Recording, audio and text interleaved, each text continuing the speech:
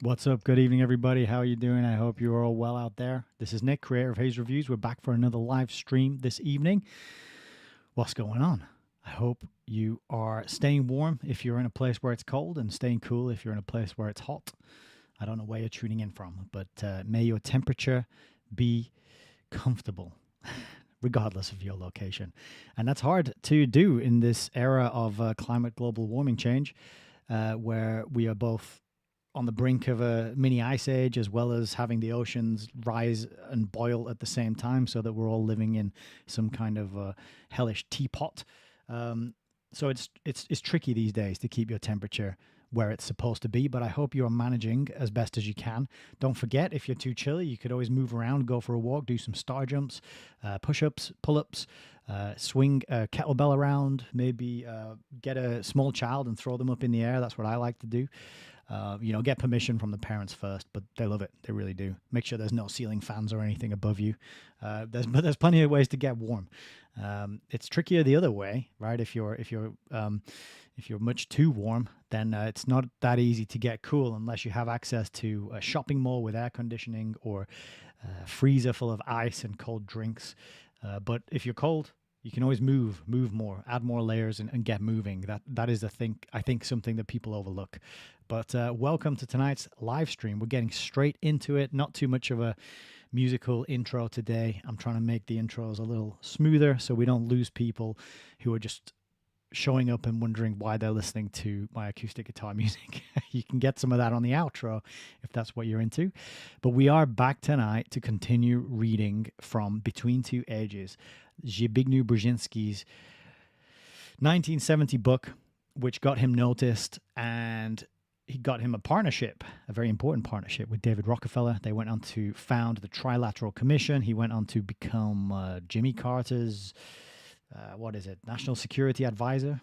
And he went on to have an illustrious career from that point onwards. And this book, I think, was what showed his intellect and his aptitude and his ability to coldly assess systems of control and government, systems of managing populations and ensuring that they are never wise to what's going on, right? It's that high level strategic ability to coldly assess these sorts of systems in order that you can tweak them and improve them and alter them and prepare and plan the future iterations of the systems. And that is what he's talking about in this book. It's about the technotronic era.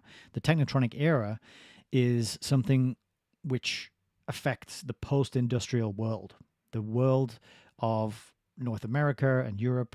We've been through our industrial revolution, and now all that has been given to China and India and Vietnam and other places. And no longer are we industrious in these countries. We now are post-industry.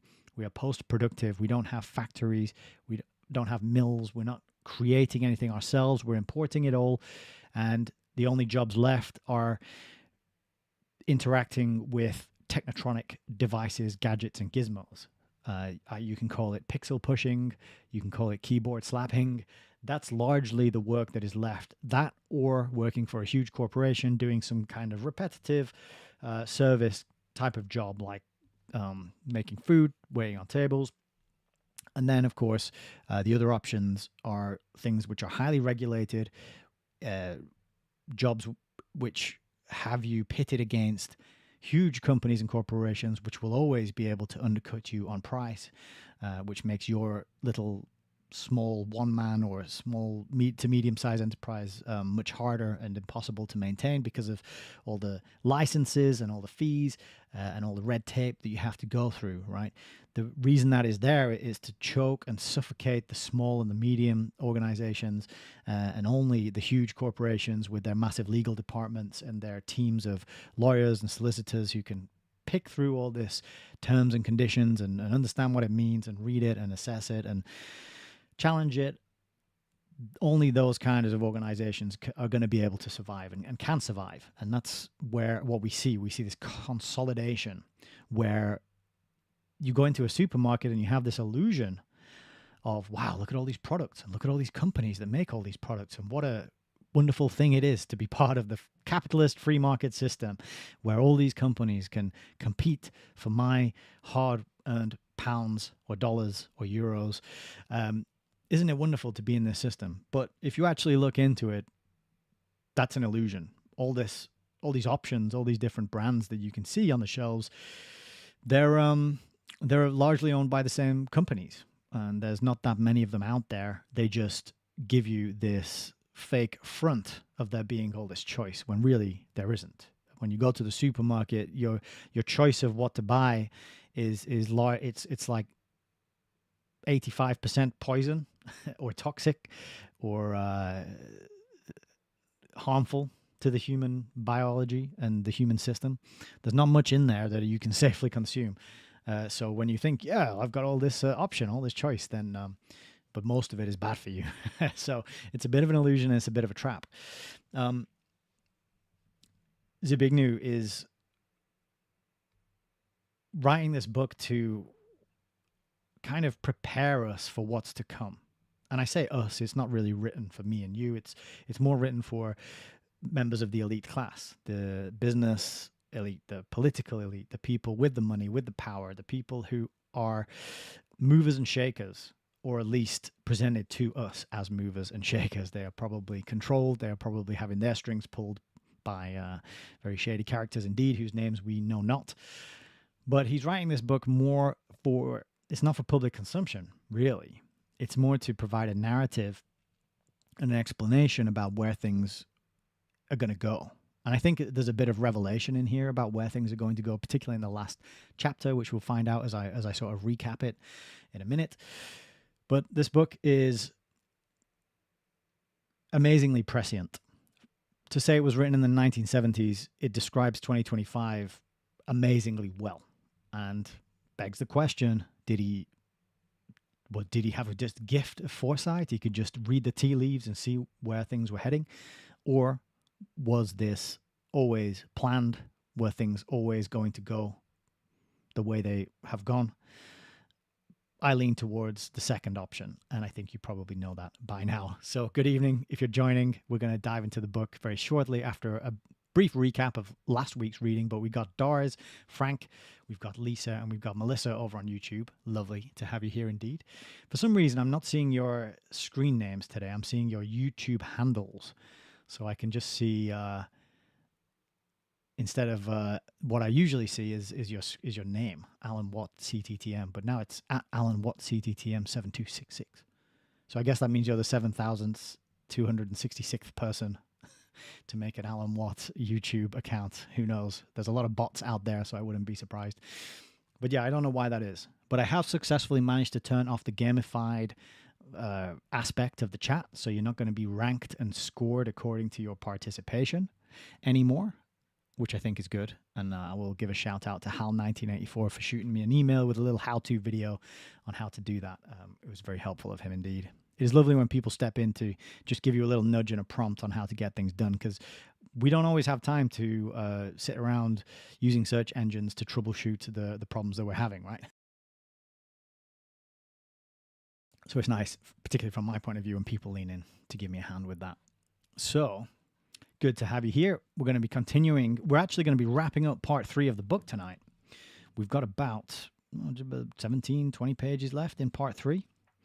And then we're going to be into part 4, which is all about the American transition.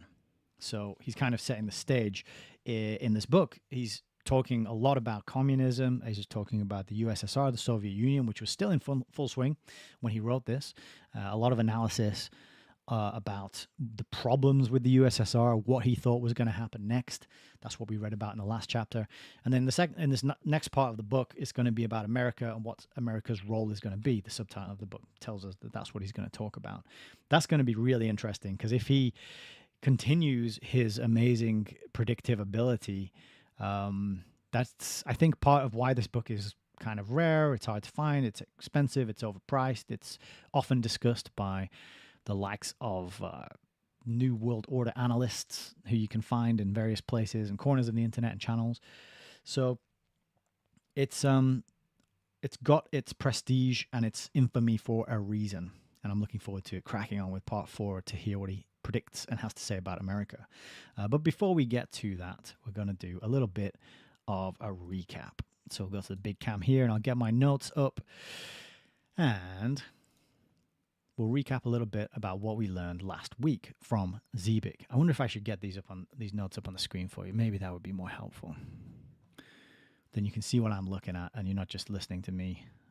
What the hell is he talking about? So here are my notes. Hopefully you can see them. I don't know how to like maximize the screen on this. I bet I can. There will be some way. Print view, perhaps. You can see here I'm a cheapskate.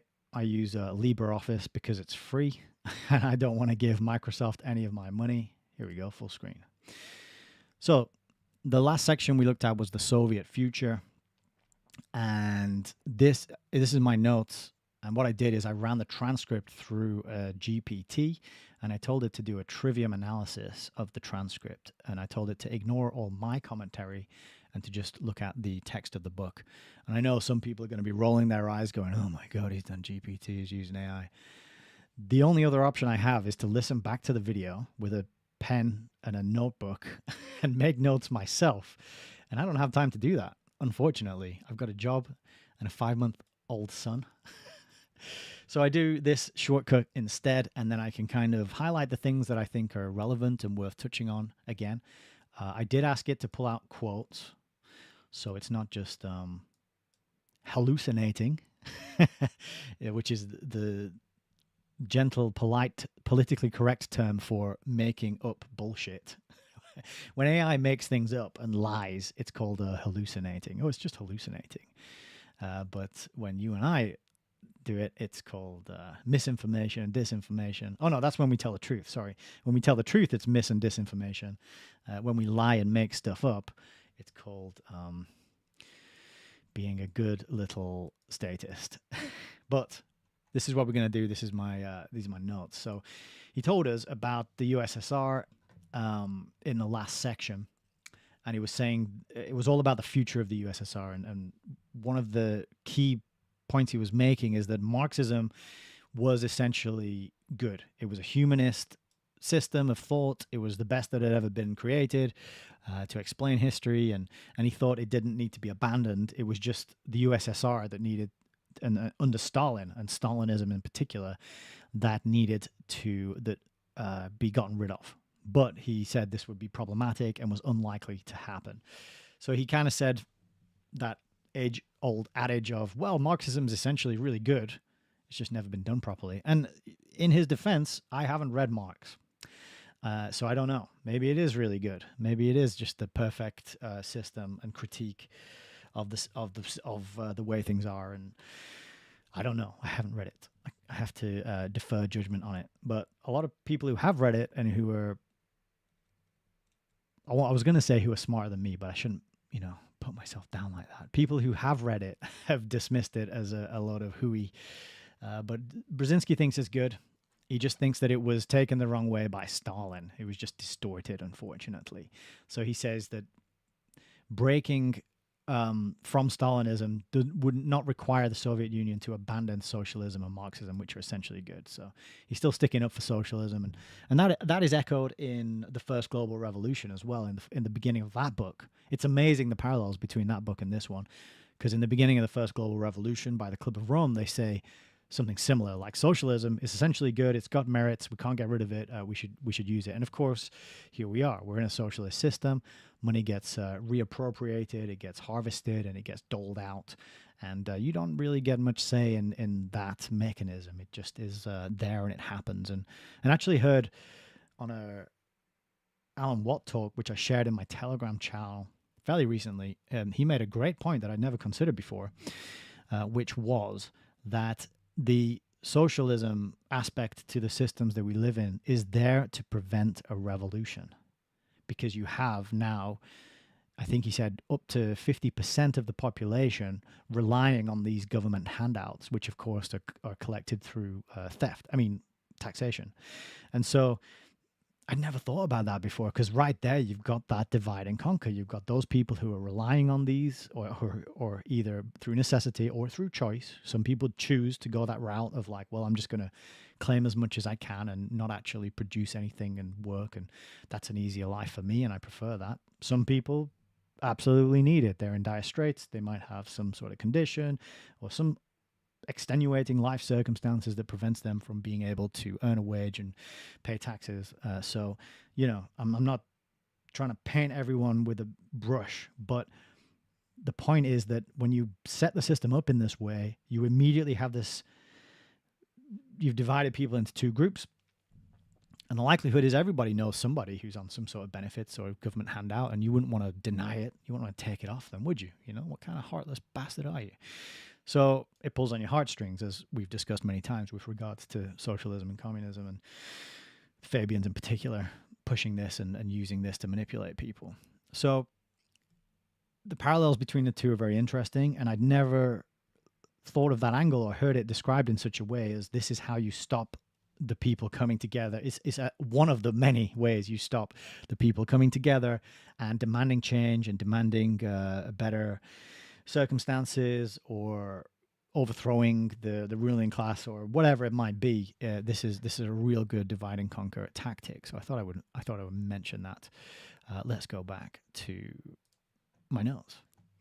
So Brzezinski says we can keep socialism and Marxism. They're essentially good. He said the problem in the USSR and the Soviet Union was that political structure dominates economics. He said, his quote was, the political superstructure actually dominates the economic base. And so this political setup with this tiny minority at the top with all the power and the influence, it becomes, they try and control the economy, right? And they try and measure it all and assess it all and gather the data. It's technocracy essentially, and then say who gets what portion of what goodies and where it needs to go, how much you have to pay, and that's essentially the system. It's we control the flow of everything, and we say who gets what, rather than having a sort of any natural economic forces, the buying and the selling, the free market kind of forces, the consumer demand of products driving what gets produced and created and put on the market. Right? No, that's not happening there. So this political class dominate the economic base, and Brzezinski says this is the opposite of Marxist theory. Again, I can't confirm nor deny that. I haven't read any Marx. And he was talking about the future of the Soviet Union. He was saying there's going to have to be reforms, but there can't be any because of the ideological rigidity of that political superstructure. Right? He said the people at the top, Stalin and all the people around him, they're fixed. They are so entrenched, they do not accept any criticism of the system. They will not accept any new version or updating or innovation to happen. And so innovation is going to be impossible because creativity would require freedom, and the system, the USSR system, can't tolerate any freedom because it's a control system. And it's a technocratic control everything type of system. But because it doesn't tolerate any criticism or any critique of the ideology, and in fact would imprison and torture and murder the kind of people who would be bold enough to step out and say something about it, that meant you ended up with a lot of liars, a lot of deceit, a lot of smiling and nodding and everything's fine and pretending it's okay when it blatantly wasn't. So without any freedom, you're not going to have any innovation or creativity, which means you can't reform, leading to the ideological rigidity. And therefore, Brzezinski predicts in 1970 that the USSR would not be able to continue out into the future. Then he talked about this guy Sakharov, who produced a manifesto, which I did look up. I have it on a tab somewhere. I didn't get a chance to read it, though, because it's well long. But I think it's going to be an interesting read. It was published in a newspaper, in the New York Times, 1968 or 1969. I tried to find a copy of it, but this was the time of the moon landings. So all the New York Times newspapers that I found on eBay and other places were just kind of moon landing newspapers. And so I don't know if I could find the exact edition that had this manifesto printed in it, but this Sakharov guy came along and he said some very interesting things. One of the things he said was that the technocrats would eventually push for global governance, convergence, sorry. Now, convergence is the merging, the meshing, the mushing together of the communist system with the capitalist system. Now, we've talked about many times this book, Foundations, Their Power and Influence, which we're going to be reading next on the channel once we've wrapped up Between Two Ages. And this book famously reveals that there were organizations which were working for this exact outcome, the merging, the convergence of these two systems, right? And these organizations are called foundations in America and in other places. So it's interesting to me that Sakharov was talking about this in his manifesto. He was talking about convergence and saying that the technocrats would go for this. Okay, and there's a little bit more about Sakharov later on, but that's if you can look it up. If you type in Sakharov's manifesto, you can find the full text of it. I think there's a website actually dedicated to him. That's where I found it, because I found a lot of articles about him at first. I had to dig a little bit to find the actual text of the manifesto, but that's something I think would be worth reading, and because it back in the 60s or 70s, well, it must have been the 60s, I suppose, when he wrote it. He was talking about the merging of the systems, which is where we are at today. So Brzezinski went on to talk about the 5 future paths for the Soviet evolution, and these would all be built on the interaction of bureaucracy, nationalism, the scientific class, military, and the ideology. And he outlined these 5 scenarios, and I commented last week that this reminded me of the Rockefeller document, which has the lockstep scenario, because that was all about scenarios for future planning, right? And this is what these strategists do, these people who get brought into think tanks, who design a policy, which then gets handed to the politicians, and they stand up on their screens and read it and very seriously to us about what they've got to do, and they lie about the reasons why. In fact, they've been told to do it, and this has been a long-term plan. But in order to have this ability to do these long-term plans that go out, I don't know, 10, 50, 100 years, you got to have a decent ability to come up with the scenarios and the different options and the different things that might happen. And he proved, sorry, I'm just moving, there we go. Just moving around my little stats bar so I can keep an eye on the stream in case it goes funny. So you got to have that ability to think, what are all the different outcomes? Which one do we want to happen? How do we start nudging things and pulling the strings to make that happen? And these strategic minds who are capable of doing that are extremely useful and valuable to the world controllers. It just makes sense. It just follows logically that they would be. And so they would have a lot of influence. They would have a successful career. They might get rolled out onto the news, in the mainstream news, as a talking head and an expert from time to time, as Zbigniew himself was. And so this is a great example of that, and just sort of proves to us, if indeed he did write this book himself, and who knows, and that's a whole different kettle of worms that we won't get into. But these scenarios he described, and then he gave his prediction, which was a combination of 1 and 3. So the first scenario was oligarchic petrifaction, meaning the oligarchy was just going to become fixed, unchanging, and stuck in their ways, yet they would have the power and they would suffer no criticism, they would suffer no rebellion, and this is, of course, was what he was seeing happen under Stalin. So he predicted oligarchic petrifaction combined with technological adaptation. And when he was describing this section, he was actually talking about how the gadgets and the gizmos and the devices would be used to control people and keep them in line and keep them in check. And he predicted a combination of these two, which would lead to what he called technotronic communism, a novel kind of technotronic communism. Now, do we live in a technotronic communist system today? It's, maybe not quite yet, but I think probably very soon.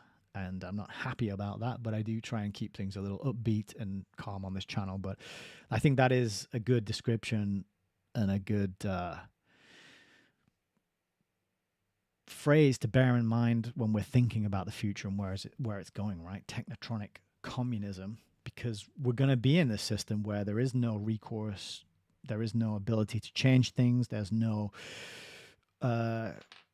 control over the way things are. We're just going to be dealing with computers and algorithms and these automated decisions and AI scraping of our data, which will trigger certain punishments and to be inflicted if we say the wrong thing or go to the wrong place or buy the wrong product or try to or associate with the wrong people, right? So it's the same. It's communism, but it's run electronically, technotronically. I think that's a fair description of what we're heading into. So it's amazing to me, really, that Brzezinski predicted this, but he didn't predict it for the West. He predicted it for the USSR specifically, but he did draw on the example of East Germany and this under Walter Ulbricht, or was it Ulrich?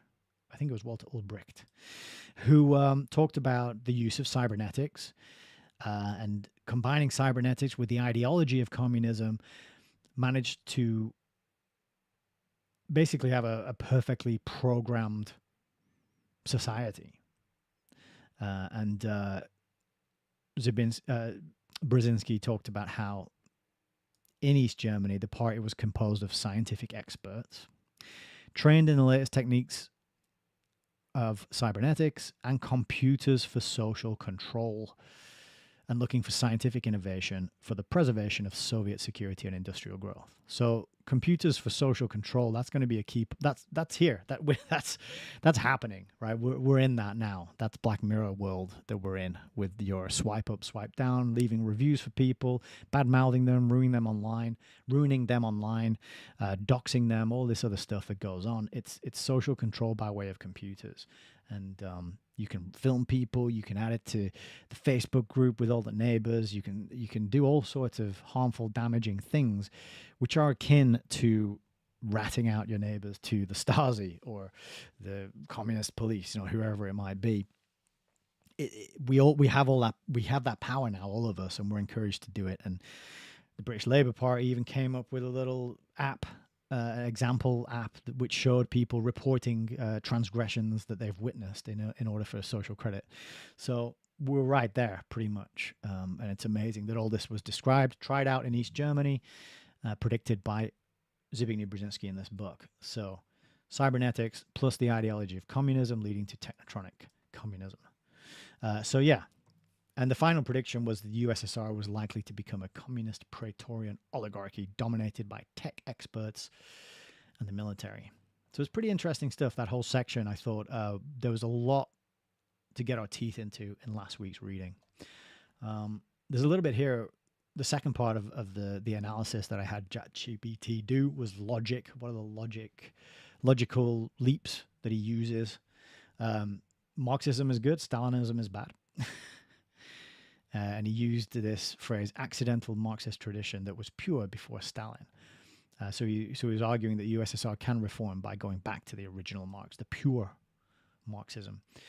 And he talked about his explanation for this technocratic communism prediction would be that this is the path which satisfies elite interests, because it gives them the control and allows them to ossify, to consolidate, to remain in power while mediating and exercising that power by way of technology and computers.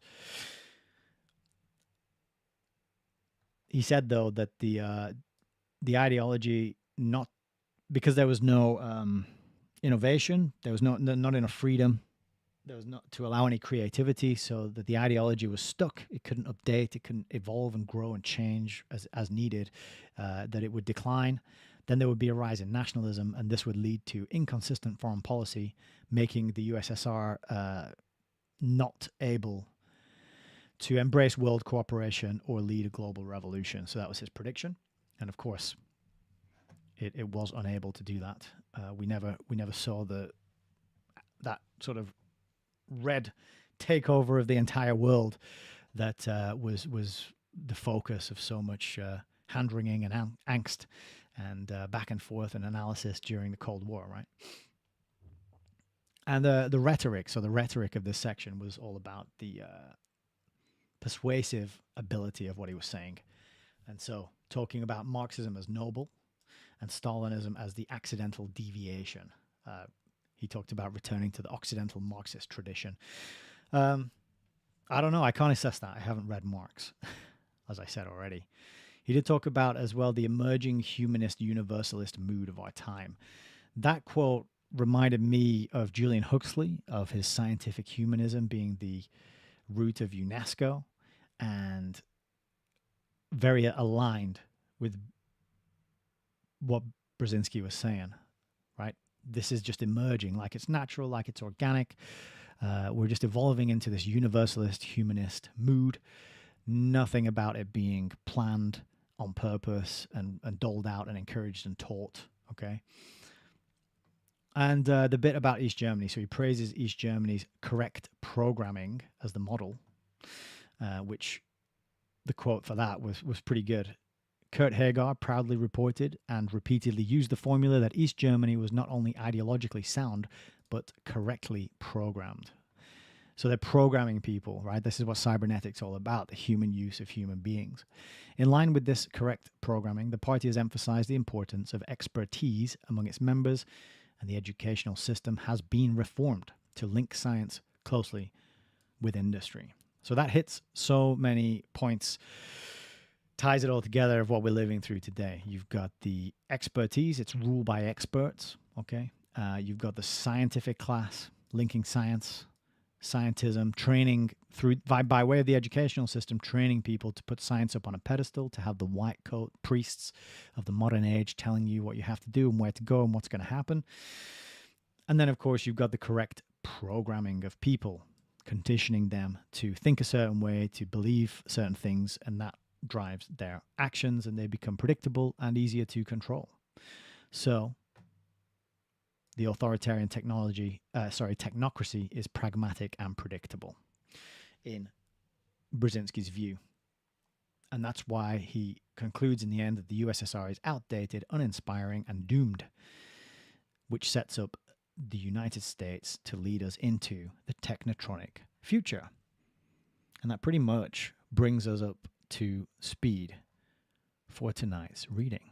So I hope you're all ready for tonight's reading. That was hopefully a useful exercise, because it's hard to remember everything that he says.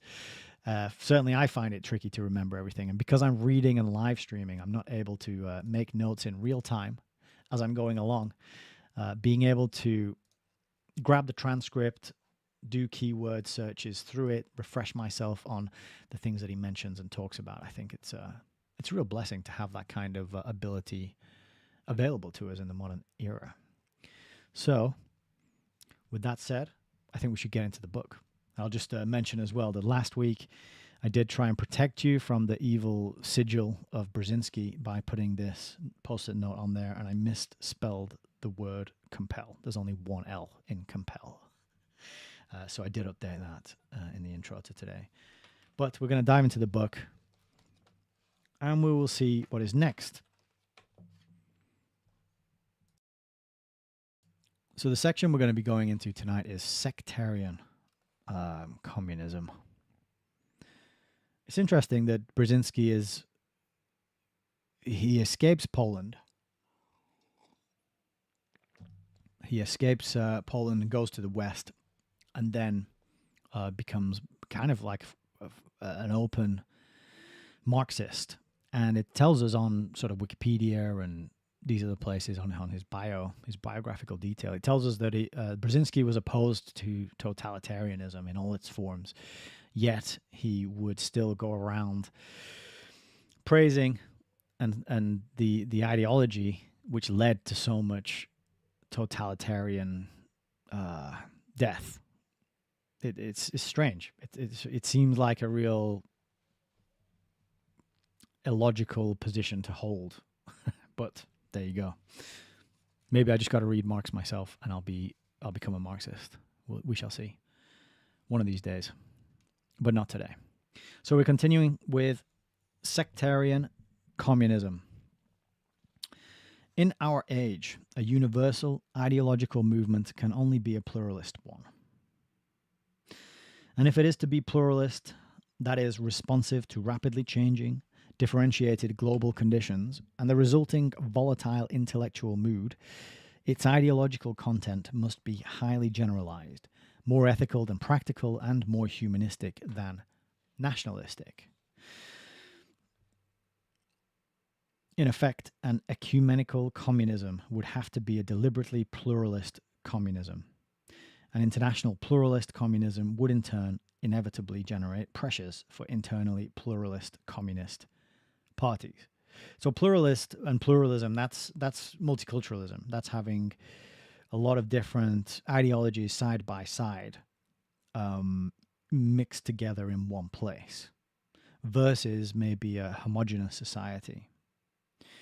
And so, it seems sort of contradictory. You got this universal ideological movement, but it has to be pluralist. Maybe I'm misreading that, but those two things seem like they are exclusive, mutually exclusive. But let's continue on.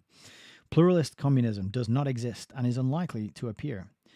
Communist universalism has fallen victim to communist dogmatism. That dogmatism was compatible with universalism only as long as communism was an abstract attempt to define global conditions in the early stages of industrialization and found its political expression in disparate groups of intellectuals seeking power. Once these intellectuals had seized power in different states, dogmatism began to emerge with the natural propensity of the new rulers to see the world through the prism of their own national power interests. Dogmatism, no longer operating on the level of universal abstraction, but on that of national practice, facilitated the transformation of communism into sectarianism, with each sect insisting that its perspective was the truly universal one and establishing internal party discipline on that basis. The Soviet Union led in transforming universal communism into sectarian communism, but the process developed naturally among all communist parties in power, and even among the more established communist parties out of power. As a result of conflicting claims, mutual excommunications, occasional patched-up compromises, and active and latent conflicts, contemporary communism forms a mosaic almost as varied as the nations of mankind. Far from helping to end the intellectual fragmentation of the globe, sectarian communism intensifies it. So, kind of sounds like sectarian communism is going to get in the way of this one world system of uniting everybody under a single kind of top-down control governance structure. Well, at least that's what he's arguing. So the next section here is phases. 4 broad phases can be discerned in the evolution of communism as an international movement since the creation of the first communist state in the Soviet Union. The first phase, corresponding roughly to the 1920s and the 1930s, but particularly to the 1930s, which witnessed the ideological restructuring of Soviet society, can be called that of transplantation. An essentially Western doctrine, responding to the specific conditions of Western capitalist industrialization, was transplanted to the Russian setting and redefined to meet the political needs of that setting. This involved domesticating and dogmatizing the imported and readapted ideology. Domestication meant that formulations derived from specific Russian conditions, as defined first by Lenin and even more so by Stalin, increasingly permeated the doctrine. As a result, purely parochial considerations were dogmatically universalized. Dogmatization was largely the consequence of the primitive autocratic setting into which Marxism was transplanted, of the arbitrary personal traits of the top ideologues, and of the power needs of the new communist elite that found itself without what Marx saw as the foundation for socialist rule, the solid proletarian base that capitalist development had created in the West. The second phase, the active universalization of the Soviet specific, corresponded approximately to the 1930s and particularly the 1940s. It saw the Stalinization of foreign communist parties, the forcible export of the Soviet version of communism to Eastern Europe, and the spontaneous expansion of the more Oriental Leninist adaptation of Marxism to China, Korea, and Vietnam. Centralized by Moscow, international communism imitated the Soviet experience without taking into consideration conditions prevailing within the different nations. Indeed, Soviet insistence on a common mold became more intense precisely because a major gap existed between ideology and local conditions. The ideology never reflects reality. It's trying to mold humans and human society to fit the ideology. That's why you end up with so much struggle and death and suffering. And I think a lot of the ideology that comes along with these systems and these isms, it causes that same sort of friction to a greater or lesser degree. These systems are not organic, they're not natural, they're not suitable to humans as we are, as we were designed, as we have been created. Instead, there are these like pyramid structures that are designed to keep that dominant class living a life of luxury and leisure, while the rest of us are scrapping and fighting and dying and killing each other and arguing and fighting and warring and competing.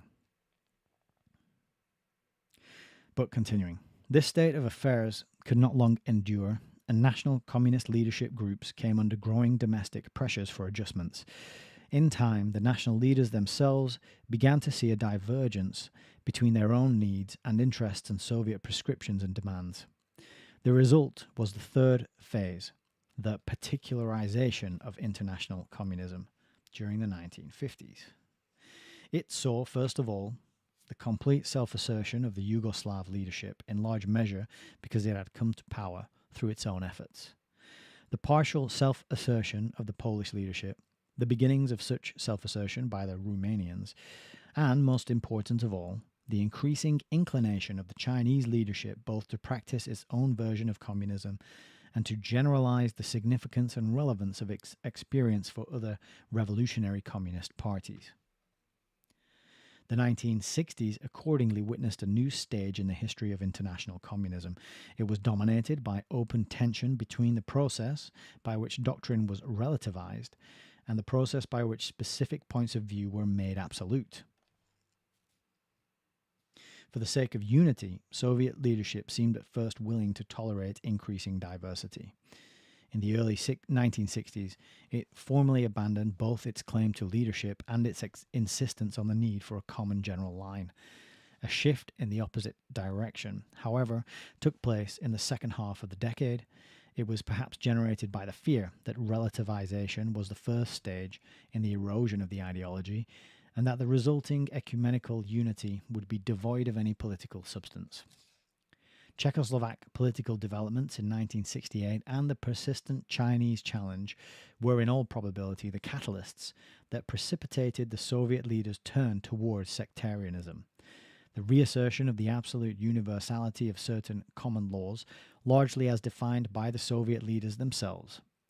The inescapable price that had to be paid was that those communist parties that could assert their own divergent position would do so, and would have to do so in the context of mutual ideological denunciations.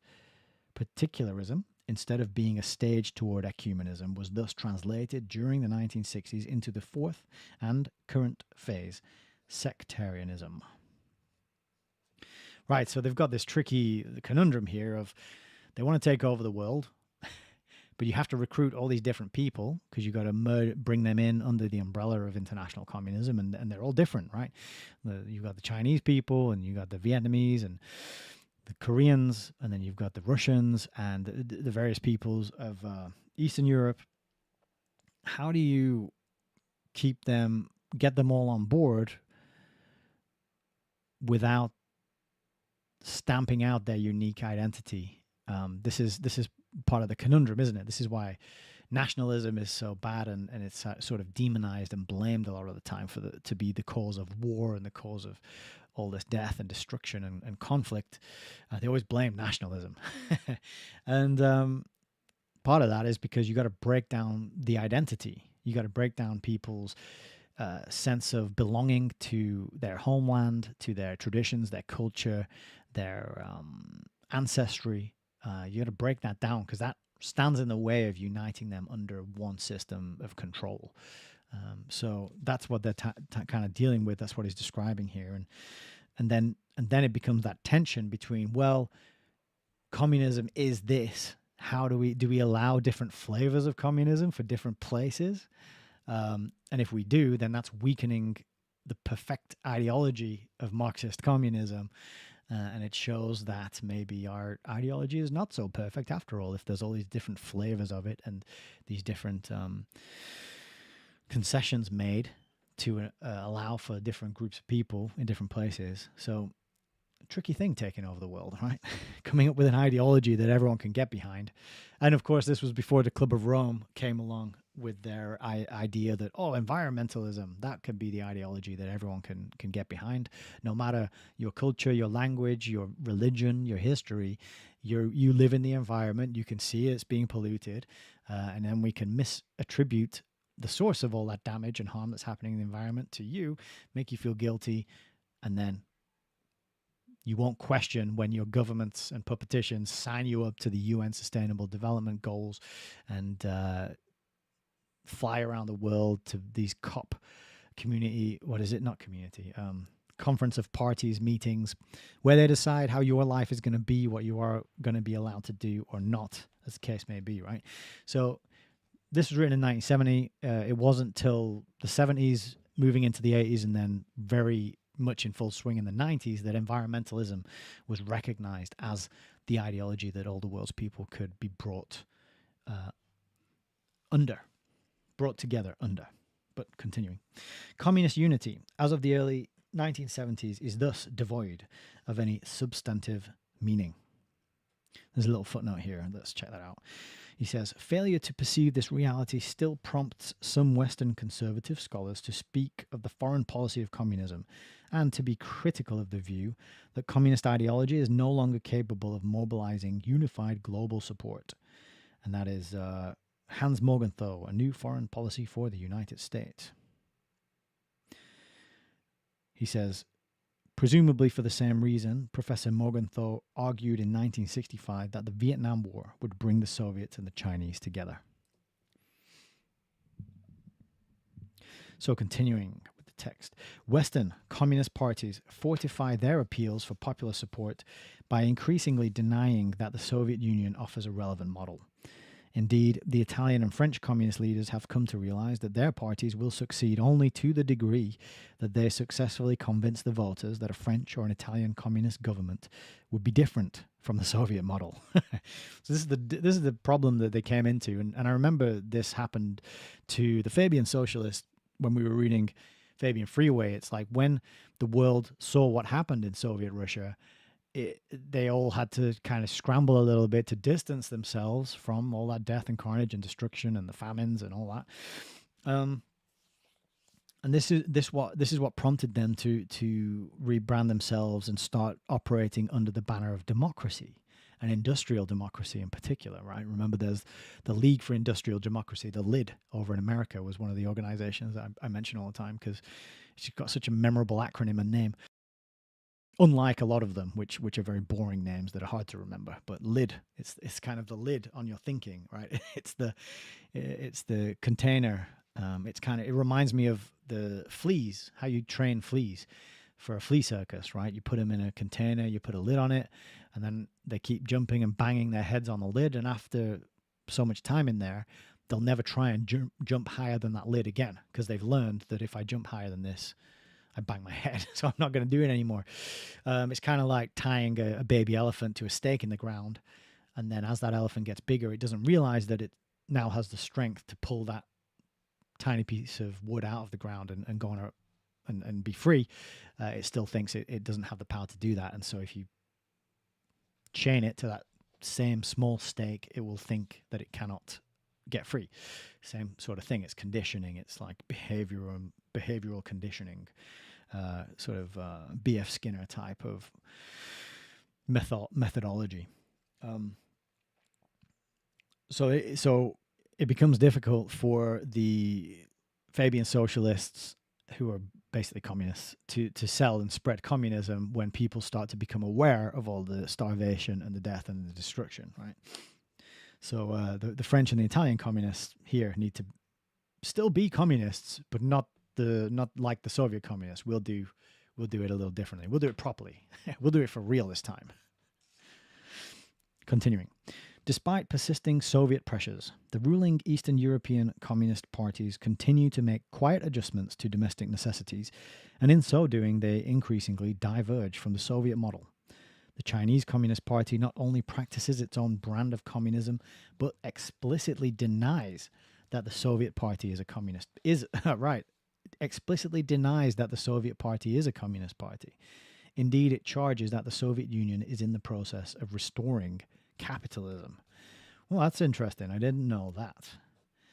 So the Chinese communists didn't recognize the Soviet communists as communists, and in fact thought they were capitalists, which was mentioned earlier in the book. Brzezinski did talk about how the USSR ended up sort of competing, particularly the Stalin and the group around him, the controlling oligarchy of that system. They ended up with the luxury, with the goodies that they denied everybody else. They ended up with a crazy, unparalleled amount of comfort and luxury and wealth, which was what they criticized the capitalist system for, right? For pursuing wealth and material goods. So kind of a bit of an irony there. Excuse me a sec. I'm just going to have a little sip of tea.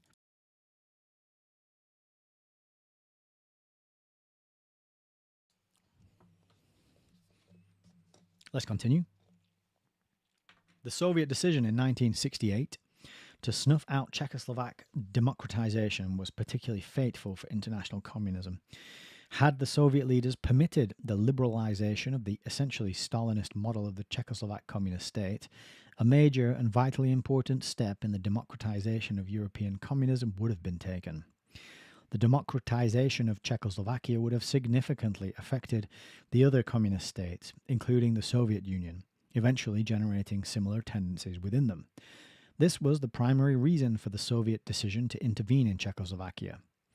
Roger Garaudy, a member of the Politburo of the French Communist Party at the time, was correct in stating that the Soviet leaders instinctively feared the democratization of Czechoslovakia, precisely because they have been so committed to the Stalinist model of socialism that any attempt to adjust socialism to the conditions of more advanced societies has come to be viewed as a menace to socialism itself. Democratization went against the grain of their entire training and outlook. The occupation of Czechoslovakia was therefore not an error, but a logical consequence of the Stalinist system. The spectacle of a democratic Czechoslovakia ruled by a communist party tolerant of individual freedom, free travel, speech, press, would have had an enormous impact on Western communist parties. It would have encouraged these parties to effect their own internal democratization more rapidly, and it would have made them more appealing to their national electorates. In other words, it would have hastened on the merging of the two systems, okay? Because the democracy is kind of part of the West, the Western model, the capitalist model, the free market model. And so allowing Czechoslovakia to democratize would have been a step towards that third way, that third system, the merging together of the systems. That's what he's saying. It would have been a major turning point in the history of communism itself. So continuing, it would have created in the more advanced West a democratizing communism preoccupied with humanistically harnessing the technotronic challenge. It would have led to a militant, more revolutionary communism, violently reacting against the backwardness and social inadequacy of the conditions prevailing in the Third World. Unwillingness to tolerate Czechoslovakia has thus meant not only that the Soviet Union will for some time persist in a congealed, highly bureaucratized mold, but that there will be many sectarian communisms, each claiming that it expresses a universally valid message. The next section is assimilated communisms. The 1970s and the 1980s are hence likely to see increasingly diversified communisms merging with specific local conditions while fading as part of an international movement and a universal ideology. In Eastern Europe, this might mean the appearance of some regimes that would more appropriately qualify for the label social fascist than communist. That is, ruling parties that reinforce their own dogmatism by forcing from their ranks those who in any way tend to deviate from the norm. So that's what you call social fascist. Do we have that? I feel like the ruling parties are pretty aligned.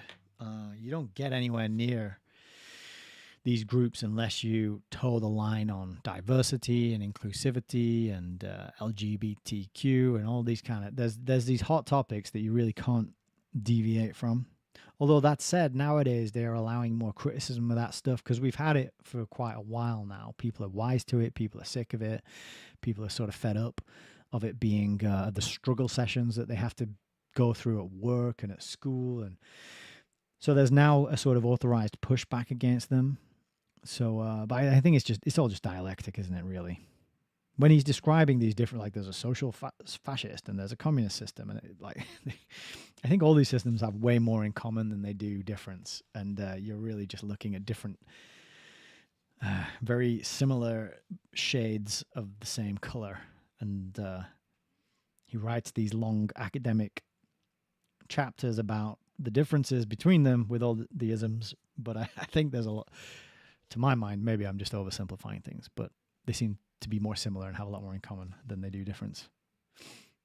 But continuing, intensely nationalistic, the middle and upper echelons of their elite would be composed of socially and politically conservative first-generation middle-class officials who have vaguely internalized the official ideology, especially the belief in the paramountcy of the state, ruling in an alliance with an ideologically neutral, technologically expert class disdainful of the more old-fashioned intellectual humanists and supported by the military.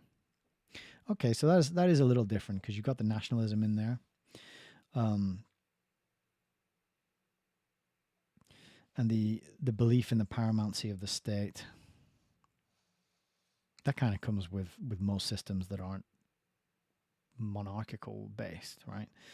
But then, of course, you've got the experts, the expert class, who are neutral ideologically, but they are technologically expert. In addition to the Soviet Union, East Germany and perhaps Poland and Bulgaria are likely to approximate the above social fascist category. These regimes, however, are not likely to be stable. The ruling elites suffer from increasing cynicism and tend to be more and more fragmented. Cliques, intrigues, and personal feuds dominate the internal political processes, which still lack defined constitutional procedures.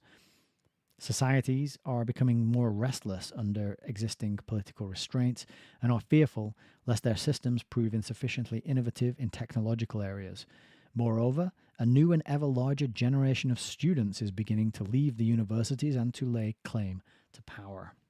The outbursts of 1968 are likely to be repeated in the 70s, should they occur in a setting in which Western Europe exerts a social attraction for frustrated Eastern Europeans, and in which there is political weakness and division in Moscow. The next wave of Eastern European unrest could be explosive on a regional and not just national scale. In Yugoslavia, the main source of uncertainty for the future is the possibility of dissension among the various nationalities, especially after Tito's death. That dissension could lead to a military coup designed to preserve the state, and Soviet leadership would then be likely to make a major effort to improve relations with such a Praetorian Yugoslav regime. If that danger, which is quite real, is surmounted by a combination of political skill and continued economic growth, Yugoslavia will continue to evolve toward a more pluralist pattern and to cultivate closer contacts with the West, no doubt including something like associate status in the European common market. It may even begin to experiment with multi-party elections, and it is likely to be less and less doctrinaire about the classical issue of state versus private ownership. There's a footnote here. In the more developed parts of Yugoslavia, there is already strong sentiment on behalf of widening the private sector in the economy. The group with the strongest anti-private property feelings is that of the white-collar workers with the least education. Yugoslav theoreticians have already argued publicly that a multi-party system is a necessary mechanism for avoiding the political degeneration inherent in the Communist Party power monopoly. They have warned that nothing is so irrational as a closed, rational system which does not allow other ideas and contrary views to live, which does not permit any intellectual unrest. The example provided by such a Yugoslavia would be attractive to the more developed Eastern European states such as Czechoslovakia and Hungary, and eventually to the currently most independent-minded member of the Eastern Bloc, Romania. The former are likely to continue quietly pursuing the road of democratization from within, eventually heading toward independence. Romania is likely to consolidate its independence by increasing the scope of popular participation in the country's social and political life. All three countries increasingly appreciate the desirability of substituting a mixed economy for the highly centralized Soviet model. Moreover, Czechoslovak sociologists have recently been drawing attention to the transformation of their own society into one in which the intelligentsia, the fastest growing group in society, is playing the decisive role. In their view, this necessarily compels a redefinition of the concept of the dictatorship of the proletariat. Hungarian sociologists, discussing the implications of the increasingly decentralized Hungarian economic model and of a similar increase in the Hungarian intelligentsia, have also called for a redefinition of socialism in the direction of comprehensive social reforms, including broad sections of social life, political and cultural as well. Moreover, the Eastern European states fear that scientific obsolescence may be the price that they will have to pay for remaining too closely associated with an Eastern Bloc and for being cut off from extensive contacts with the West. These fears are not groundless. See table number 10. And that's this table here, showing us inventions registered per 100,000 inhabitants. And Romania had 7 at the bottom, whereas Belgium had 164, with Austria, Denmark, and Norway all double that of the communist countries. So, again, sort of underlying this idea that without freedom, there can't be any innovation or creativity. This fear, continuing, is shared even by East Germany, whose technological development is increasingly turning it toward Western markets, with the result that the regime's technological success is in tension with its political orientation. In the West, the bureaucratized and ideologically sterile communism of the Stalinist variety is likely to continue to fade in socio-political relevance. The revolutionary standard has already passed into the hands of more ideologically volatile and activist groups. As a result, the established communist parties are likely to seek political relevance by minimizing their orthodoxy and emphasizing their acceptance of constitutional procedures. Their fundamental problem is likely to continue to be that they have no attractive model of a modern, highly sophisticated and pluralist communist power to offer as an example to their electorates. In addition, the significance of their programmatic message is further reduced by the fact that the West has preceded the communist states in experiencing the social and technological revolution. Yeah, so that was another thing he said in the last section, was that the USSR would never be able to catch up to America, even if it started developing at the same pace and the speed, that it would just be left behind and it just wouldn't be able to get to the same sort of level as the West. Because they did so much damage and they set things back so far by trying to establish their systems and overthrowing the old regime that they just really handicapped themselves. But yet, Marxism's still really good in theory. Continuing. Thus, both in order to exploit the tensions connected with the transition from the industrial to the technotronic society, And to provide the basis for effective political action, the French and Italian communist parties have been forced in dilute their orthodoxy. I think that should be forced to dilute their orthodoxy. Some of their theoreticians have already emphasized the need to redefine the Communist Party as an altogether new party that would include the entire left, that would not be ideological in the strict sense of the word, and that would certainly not be Leninist in its bureaucratic structure. To the extent that these reformists have been thwarted by conservative party leaders, the communist parties in the West remain both sectarian and politically isolated. To the extent that the reformists have succeeded in gaining support, the communist parties in the West have moved toward diluting their 19th century ideological tradition of dogmatic, integrated, and exclusivist grand visions. There's a footnote. The first situation has been more true of the French Communist Party, and George Lichtheim was quite correct in stating that, quote, if the role of Marxist doctrine in contemporary France can be reduced to a formula, it may be summed up by saying that from the vision of a revolutionary future, it has turned into the critical contemplation of an eternal and seemingly unchangeable present. End quote. The second situation is more applicable to the Italian party, in which the most explicit concept of the new broad party was developed by one of its theoreticians, G. Amendola, in a series of articles published in the fall of 1964 in the Theoretical Journal of the Italian Communist Party, Rinascita. In these articles, he called for the creation of a single party of the left, which would be neither communist nor social democratic, neither shackled by ideology nor dominated by the party cadre. I'm not sure how you pronounce that one, actually. Cadre. So everything that's done, all the reforms, all the rebranding, all the rethinking, it said here that, they've mentioned a few times that, we need to reimagine what these various things mean, what these various aspects of communism mean, right? It's all still within the dialectic. It's all still within the left-right paradigm. It's all still within this model of there has to be a small class of people who are making all the decisions and controlling things for the rest of the stupid majority who can't make decisions for themselves and need to be ruled over and managed. Okay, that's the thing. When I'm reading this, I kind of glaze over a little bit. I find it quite hard to follow, and there's not that much that I feel like I can comment on or get my teeth into, because it's just it's a deck chairs on the Titanic sort of scenario. Although rather than the Titanic, it's not quite the right metaphor because the Titanic's going to sink.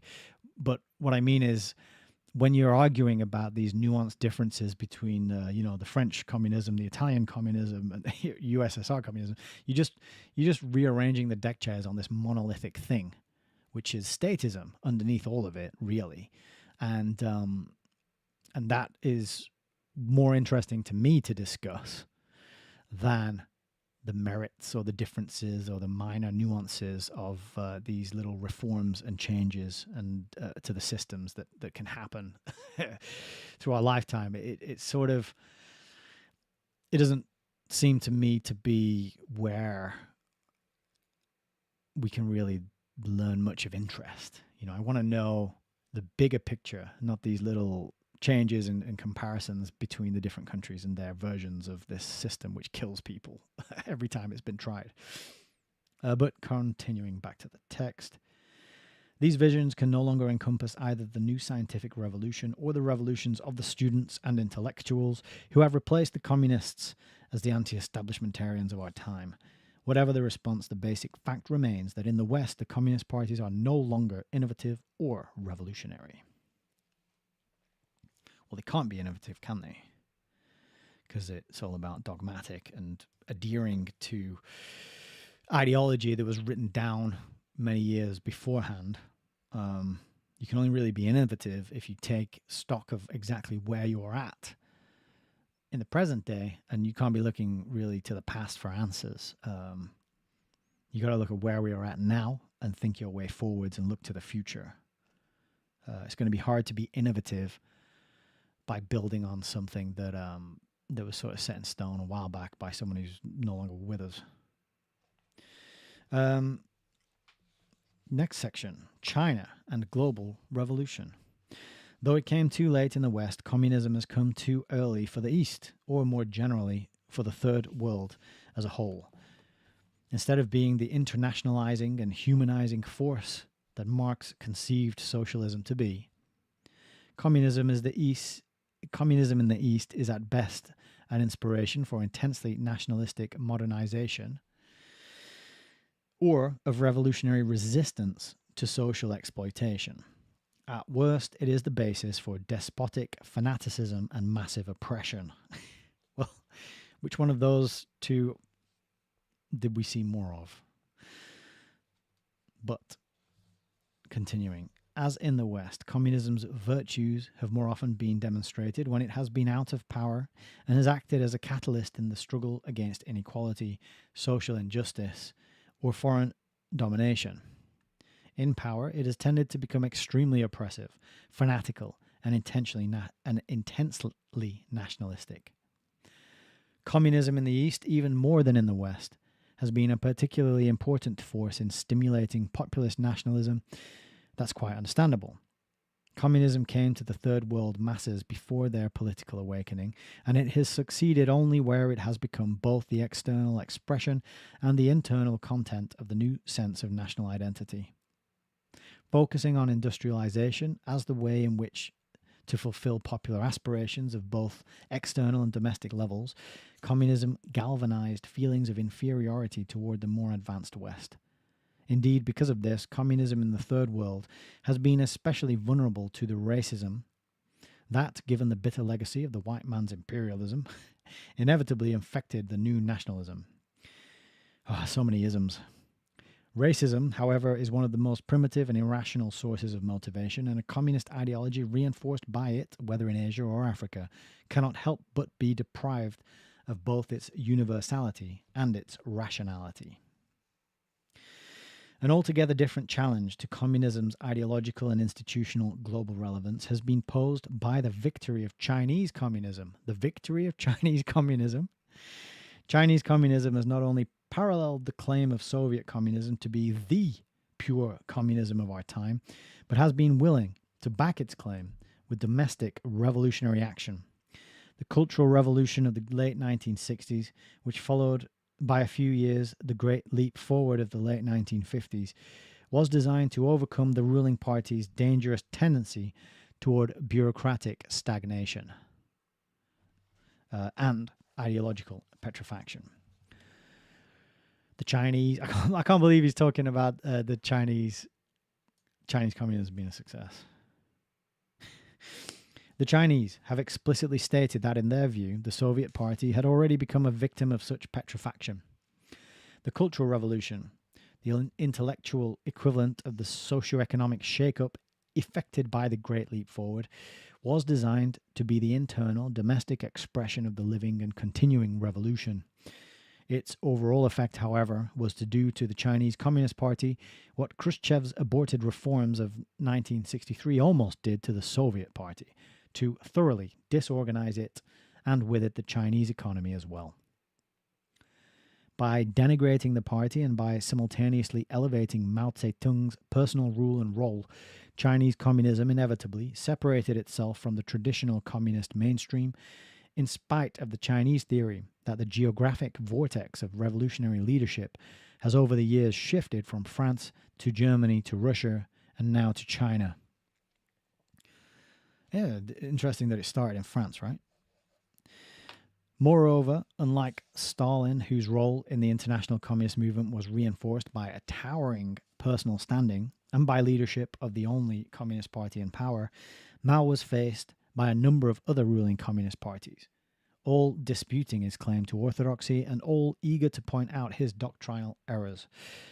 The effect was to weaken China's international claim to ideological universality and to tarnish both the revolutionary prestige of the Chinese communists and their undeniably impressive achievements in the struggle to overcome China's backwardness.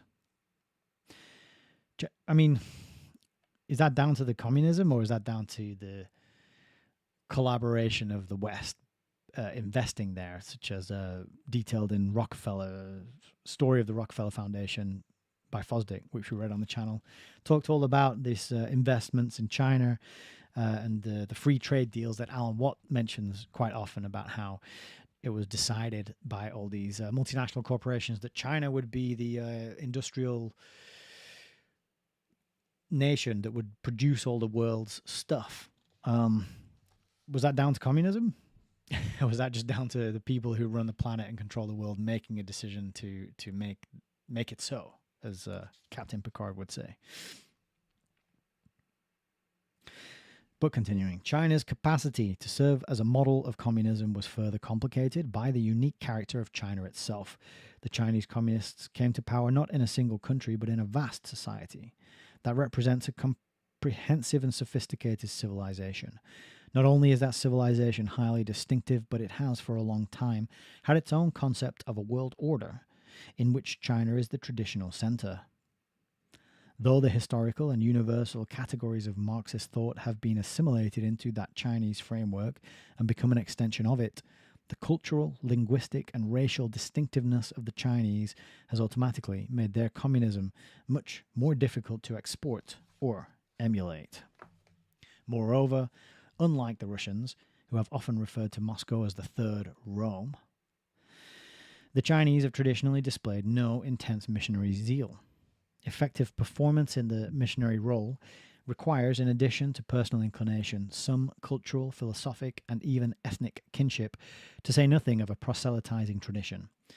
It's no accident that despite its missionary zeal, European-based Christianity was much less successful in its efforts to spread to Asia than was the East's Middle Islam. The East's Middle Islam? Shouldn't that be the Middle East's Islam?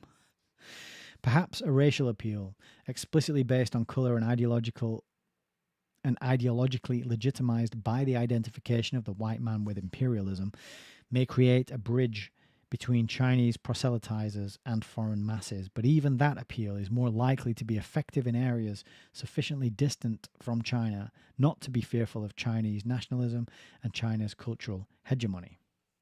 Hence, Africa, rather than Asia, may be a more promising long-range Chinese target. And isn't China investing quite heavily in Africa these days? I think so. These considerations provide some clues to the probable limits of China's revolutionary world role. Neither Chinese verbal extremism nor even China's crash program to establish a nuclear arsenal, the old question of intentions or capabilities, is as important as the fact that China has become a somewhat self-contained civilization nation-state. China's power will probably grow in the years to come, and with it, China's capacity to threaten its neighbors and eventually even the United States or the Soviet Union. But it does not follow that China will therefore become an activist director of militant and globally relevant revolutionary processes. On the contrary, as memories of Chinese revolutionary achievements gradually recede into the past, China will find it more and more difficult to present itself as the historically relevant revolutionary model. China's aid will be accepted by needy China's aid will be accepted by needy revolutionaries, but it will probably become more rather than less difficult for the Chinese to convince the recipients of such aid that China has a universal mission. Heidi says, it's not communism, it's corporatist espionage in China. I like that distinction. Lee says, so many French connections through our times are very significant. Thank you for that as well. And good evening to you both. I don't think I'd said hello. And Tammy as well. Good evening to you as well. Good to have you all here. Thank you for your comments. There's a lot more to it. And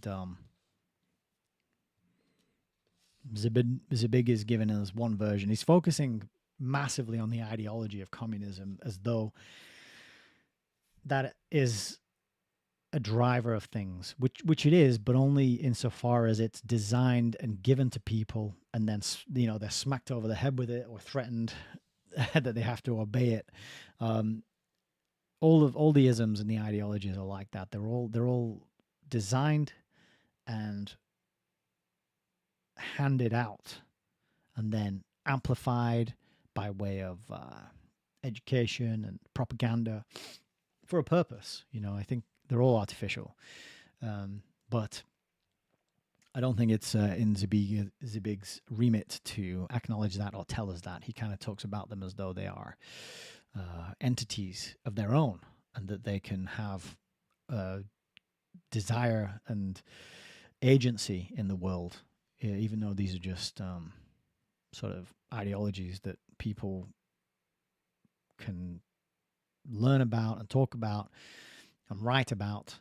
But when it actually comes to the real world and how reality functions, time and time again, trying to fit reality into the mold of these isms and ideologies just results in absolute chaos.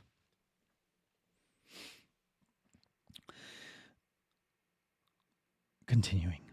Nor is it certain, as has been occasionally argued, that in the years to come, communism will offer to the Third World an attractive model, combining sustained economic development and social modernization with political stability. Even if China makes impressive strides and its GNP grows steadily at 5% per annum in the year 2000, it will still be among the poorer nations of the world. The fact is that its numbers, far from being a factor of strength, merely magnify the scale of its social and economic dilemmas. The relevance of Soviet economic experience to the Third World is also doubtful. Analysis of the Soviet experience strongly suggests that industrialization need not be derived from the impetus provided by extraordinarily coercive means or from the physical destruction of a social class. Moreover, it is important to note that Soviet industrialization occurred in a society that had some 30 years of prior industrial development behind it, that was endowed with matchless natural resources and a hard-working and disciplined population, but not overpopulation, and that even before World War I had the advantages of solid statistics, relatively well-trained technical cadres, and preliminary plans for future development. See our earlier discussion of the Stalinist paradox. These conditions can rarely be matched by the Third World countries now undertaking to modernize and industrialize themselves. Whether China or Cuba, the latter in any case relatively well developed at the time of Castro's takeover, can provide examples of sustained growth and political stability is uncertain.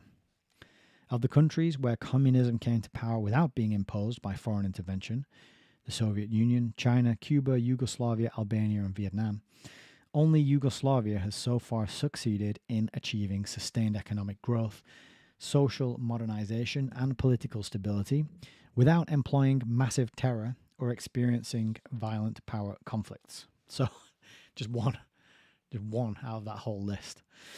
One country didn't need to use massive terror. Even Yugoslavia, however, required extensive outside financial aid. Moreover, I wish he'd focus a little more on the financial aid. That would be really interesting because, he has mentioned Anthony Sutton, and we've talked about Anthony Sutton previously in one of the earlier episodes of this series. But there's another book which was brought to my attention. I'm going to get it up now. It's by Richard Spence.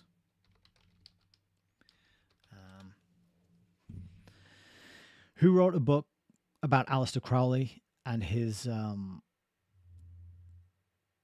employ in the British intelligence. But it's this book, Wall Street and the Russian Revolution, 1905 to 1925. I say it's this book. I'm not actually showing you what I'm looking at right now, am I? So let's do that. Let's see.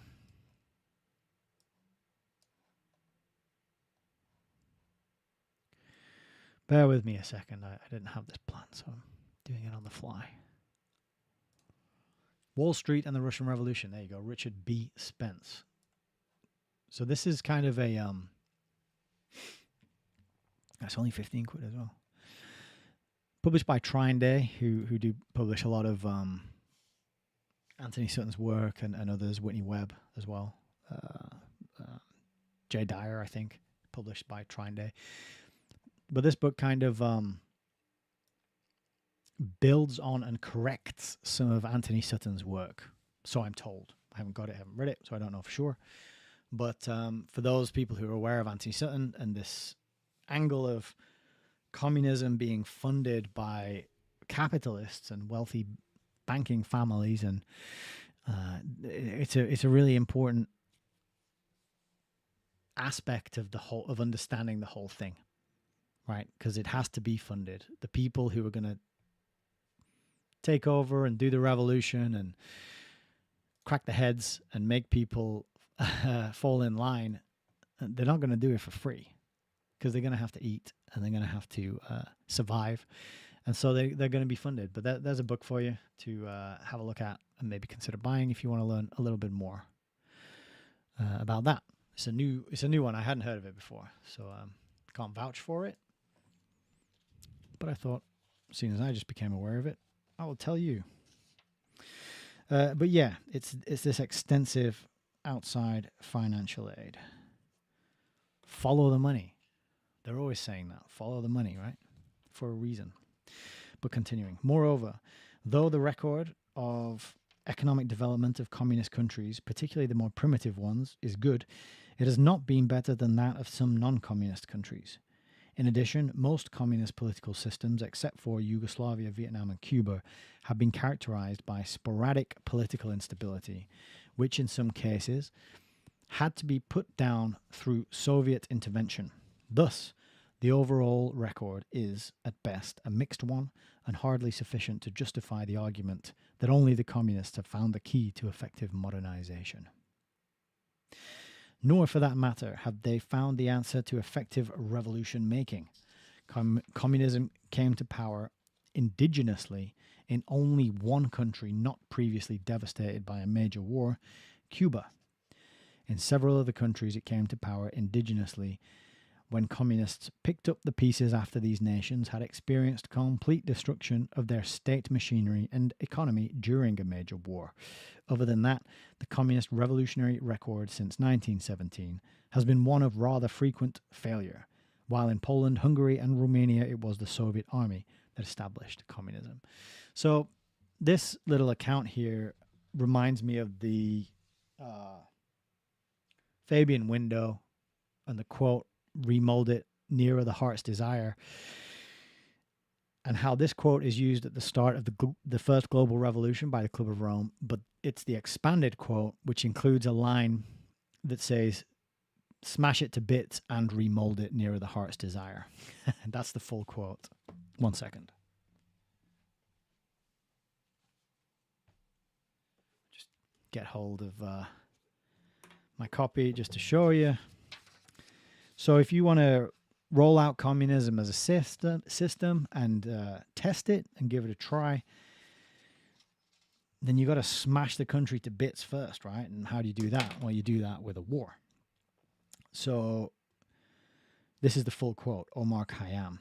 "Remold it nearer the heart's desire." That bit is on the Fabian window, but the full quote is, "Our love, could thou and I with fate conspire to grasp this sorry scheme of things entire?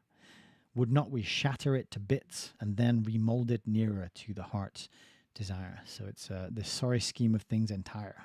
Smash it all to bits, shatter it to bits, and then remold it nearer to the heart's desire. Omar Khayyam. That's what popped into my head when I was just reading this account here of how communism was instituted in countries that were shattered by war. And this is a good example of what I was saying a little earlier, how it's like communism came to power. How can an abstract ideology come to power? It doesn't have agency. It's not able to go in and, blow up the town hall or the parliament building or wage a war on the people in power. And, it doesn't have agency. It's not a thing. It's not an entity. Or maybe it is, but not in the physical sense. So we often get this characterization that just communism just did this. Communism just came to power indigenously in Cuba and in other countries. It came to power after the nation was smashed to bits by a war. And that to me just really covers up the truth of how these things work. It's a sort of smoke screen that somebody somewhere had to decide that that is what was going to be instituted in these places. And did they then manufacture the war in order to have a place where they could roll out communism? I mean, we know from books like Hidden History, and we talked about those a couple of weeks ago on the November the 11th stream, November the 9th, sorry, Remembrance Sunday. Wars are planned, they are manufactured. People are manipulated to support them by way of propaganda. False flag events are used to drum up support so that the population will cheer and demand that they get their military involved in a given war. So it's not too far-fetched to think that wars could be used to decimate a place so that the communism system could be rolled out there and tried. Okay, because that's what I view all these isms and systems and countries as. They're all little laboratories. Like Heidi says, North Korea is a giant Skinner box where they test things, in my opinion. Yeah, I think all the countries are to a greater or lesser degree. They're a test. Keir Starmer literally came out and said that the British Isles has been a multicultural experiment under the most recent Conservative government. And he was saying that in reference to all the immigration that's been happening. He said it's been an experiment. Like, who's running these experiments? Well, it's the scientific elite, it's the technocrats, it's the world controllers, it's the social engineers, it's the strategists like Zbigniew Brzezinski who look at these sorts of systems and assess them coldly on their merits and like, okay, it killed a few million people, but it got telephones and televisions into a lot of hands, which is really good for my buddies who manufacture telephones and televisions, right? These kind of psychopathic, crazy people, they roll out these systems, and yeah, I think Heidi says, "Experiment me harder." It is a bit like that, yeah. And they roll out these systems, and they coldly watch the results, and then they take note, and then they adapt the system and change it a little bit, and update it and tweak it. And then they prepare people for the next phase. And the evolution is not natural. It's not organic. They always use this word evolution like, oh, the system is evolving. But it's not evolution in the sense that we've been sold evolution. This is more like eugenics. It's more like selective breeding. They're choosing the aspects of the system that are going to continue on into the future, and they're ditching aspects that they don't want us to have and they don't want to exist anymore. And most of the aspects that they're ditching are the ones that give people freedom, agency, informed consent, power, control over their lives, satisfaction, fulfillment, leisure. All these things are being rapidly taken from not just us, but our children, our grandchildren as well. And, you know, people are distracted by Love Island and Facebook, so they don't do anything about it, which is extremely sad.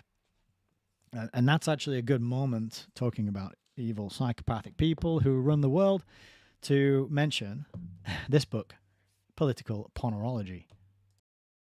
And the reason I mention it is because I just started reading it this week over in the book club. So you can see here I got my white card in it. We actually did the first 44 pages, which consisted of some introductory stuff and the first chapter, a preface. Really, really interesting book so far. It was written in under communism in Poland.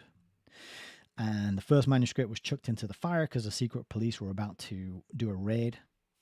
Then there was another copy produced, sent to the Vatican, and no acknowledgement or mention of its arrival was ever made. They don't know what happened to it. It just disappeared. Third copy was produced and was suppressed by Zbigniew Brzezinski. So this book has been written and rewritten and then chucked in the fire and then abandoned and suppressed and then written again. And now we have it here. We have a copy here. So we've started reading this in the book club.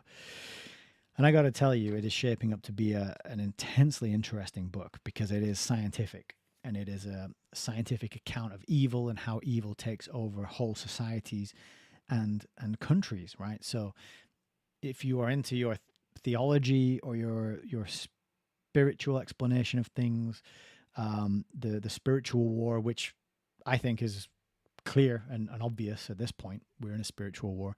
That's not the angle that he's taking in this book. The angle in this book is more of the scientific materialist. It's like, can we design experiments and test this and explain this phenomenon and how it happened? And this kind of study, ponerology, the study of evil, was suppressed, but it is in the introduction to this book, at least, it's set up as a kind of a new science that people need to be aware of. Like he says here, ponerology reveals itself to be a new branch of science born out of historical need and the most recent accomplishments of medicine and psychology. And there was a very interesting concept as well mentioned in the intro to the book, which I will dig up here. This was the preface written by the editor. And she talked about psychopaths and how they have this draining effect on people. And people who spend a lot of time around psychopaths and narcissists interacting with them end up experiencing deteriorating health. And she asks, is it because there's an actual energy consumption? And then says that, in a sense, it seems that psychopaths are soul eaters or psychophagic. Psychophagic. I'll just write it there on the bottom so it's a bit easier for you to see, because it's not split between two lines. Now, if you look up that word, well, good luck looking it up, because you won't find it in dictionary.com. You won't find it in the Cambridge Dictionary. You won't find it on Etymologine. Okay. This concept, I was saying maybe this concept's been memory hold. And then Melissa pointed out quite rightly that it hasn't been memory hold. We've just never had it. It's just never been put out there as a thing that we can have, a concept that we can have in our lives to apply to, our experience. And if we don't have a word for something, it's very hard to recognize it, to think about it, to acknowledge its existence, to analyze it, to notice it. So this book is shaping up to be a very, very interesting one. And if you want to get in on that reading, then you can join the book club. We're only, as I say, 44 pages into it. We're going to meet next Tuesday to discuss the first 44 pages. And then next Wednesday, we'll read the next section. And then Tuesday after that, we will meet to discuss the next section. And this is the new structure. This is the new format of the book club. It's changed ever so slightly because I realized that what was happening in there was a lot of what I do here, which is me reading books and live streaming. But I was just live streaming to a little select audience. Now, what I want people to do is to really embrace this book club as a place to do their own experience, do their own explorations and learning. So you'll see if we go to the updated calendar tab, Fridays we're going to continue with Haze Reviews. Wednesdays we'll have the live reading, so you can tune in and watch me read it. That'll be recorded and uploaded, so you can review it in your own time over the coming week. And then Tuesdays we will get together and have a live discussion about the previous week's reading. And in this way, I would be, I'm hoping that we get some interesting conversations going, spark some, maybe some friendly, good-natured debate, and just accelerate each other's ability to talk about these ideas, to remember them, which improves our utility for the other people in our lives that we love and care about, because we can then bring these concepts to their awareness. So that is going on in book club. If you go to the classroom, if you sign in and have a look, you can see the replays down here, political ponerology. And I even provided as well the trivium analysis that I got GPT to do. So you can use that as a little cheat sheet for some of the ideas and a jumping off point. Don't take it as read. This is not, some of this is probably garbage because AI made it, right? But as a little cheat sheet to help jog your memory and to get the conversations flowing, I think it's a good starter for 10. So that's in there too. So if you're interested in that, you can sign up for a 7-week free trial. Give it a try, join some meetings. If you don't like it, cancel, and it doesn't cost you anything. Also, I should mention that we have in the classroom replays of Surveillance Valley, First Global Revolution, and 4 Arguments for the Elimination of Television. So, for example, if you wanted to catch up on First Global Revolution, you can do so here. We got the videos embedded on Odyssey and YouTube, the links. So you could go in and grab all those links. You can listen to them. You can catch up. This was a pretty good piece of propaganda. I enjoyed reading it very much. But the other books, such as Surveillance Valley, this is critical information for anyone who uses the internet. And Four Arguments for Elimination Television is critical information for anyone who uses screens, which is all of us. So yeah, that's what's happening in book club. There's a lot of good stuff there. Oh, and you can also get Continuity of Control, which the only way to get this is to sign up at the website, and then you'll get it via email delivered weekly, and you'll have to wait 9 weeks to get the full set.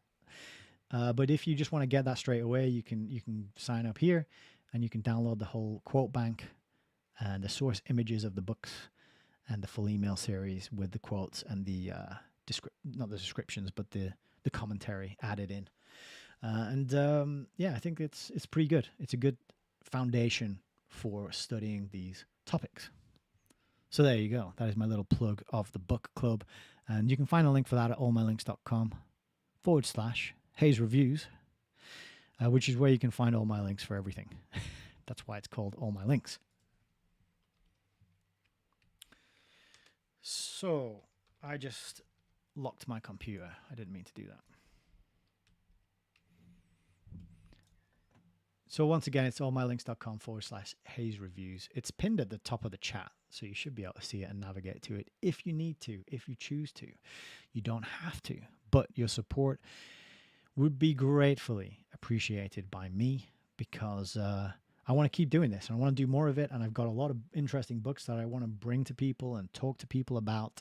And I want to create a space where more people are reading and learning from books and discussing these books, because increasingly the media landscape out there is just full of garbage, and it's not serving us to be immersed in it. It's harder and harder to find good information, and there's a lot more outrage, clickbait, fear porn type stuff, and it's not serving us, and it's not helping our state of mind, and it's not moving us forward in our understanding of reality and what is going on. Books can do all that. Books can repair your memory. They can increase your vocabulary. They can improve your ability to concentrate. They can give you a window into the past. It's like time travel reading some of these books. And you can see how degraded and far we've come from when you start reading old books and you see these long sentences and the kind of information, the way they wrote, the references. We were just discussing, Melissa and I were discussing the C.S. Lewis book, That Hideous Strength. And there's a bit in there where he writes an article for an educated audience, and he uses a Latin phrase. Because back then, educated people would know Latin. In this day and age, nobody knows it. And so you can read these old books and you can just see, wow, how much we've been dumbed down, how simplified our language has become, how simplified our grammar and thus our ability to think and speak and connect ideas. It is it's quite staggering when you get into some of these older books. I mean, even reading Between Two Ages, just written in the 70s, it's quite amazing that he writes so academically in these long sentences that are kind of hard to follow, in these paragraphs with big ideas. It's just trying to get a young person nowadays to read it. Like it's not easy, but it's like going to the gym, reading books, discussing them, talking about them, engaging with ideas that are a little bit outside your comfort zone, a little bit hard for you to grasp, to get your arms around, to understand, to communicate. That is like a gym for your mind. It is strengthening your mental faculties and your brain and your mind. And so that is why I think you should join my book club. It's a beautiful group of people. It is not open to the public. That's part of having the paywall. There is random sort of 77th Brigade type disruptors can't just wander in and cause chaos, right? Because the people who are there want to be there. They've put a little bit of money where they've got a bit of skin in the game.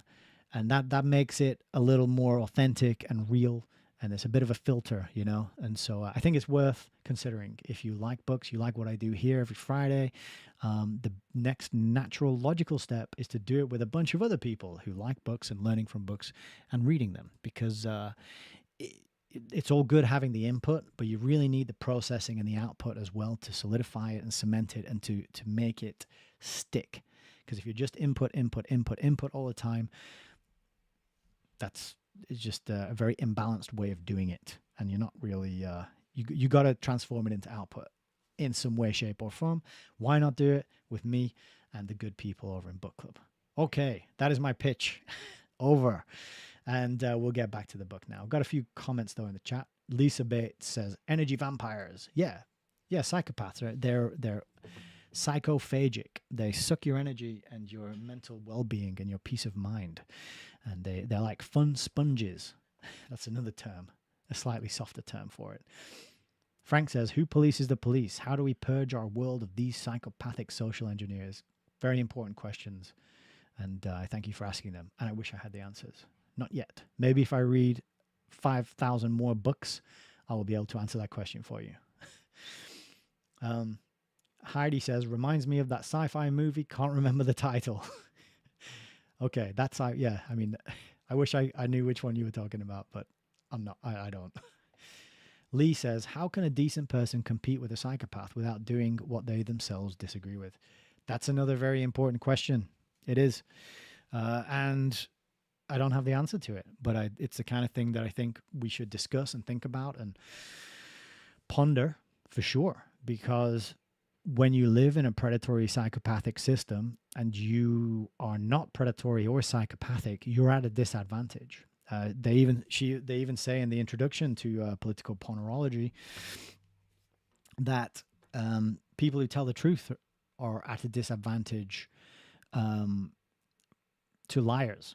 And this is even the case in the legal system. So in the legal system, in courtrooms and these kind of situations, liars have a massive advantage over the people who stick to the truth and tell the truth. The better you are at lying, the more unscrupulous and ruthless you are, the higher you will climb, the more you will be able to get for yourself, the more you can manipulate others. What is also interesting about the intro here is they talk about how they reckon between 4 and 10% of the population are psychopathic. And this is a massive proportion when you consider that there are certain conditions, health conditions, which are considered huge problems, and it's way less than 4% that suffer them, right? It might be like 0.5% or something. And these health conditions are considered like worthy of massive amounts of funding and,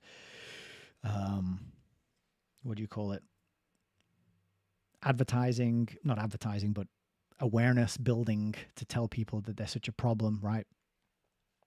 Whereas we've got this psychopath problem, 4 to 10% of the whole population, and it's really just not discussed. And in fact, Zbigniew Brzezinski suppresses the book that discusses it, and the communists try and suppress the book that discusses it, because I think we're going to learn about how systems such as communism truly work.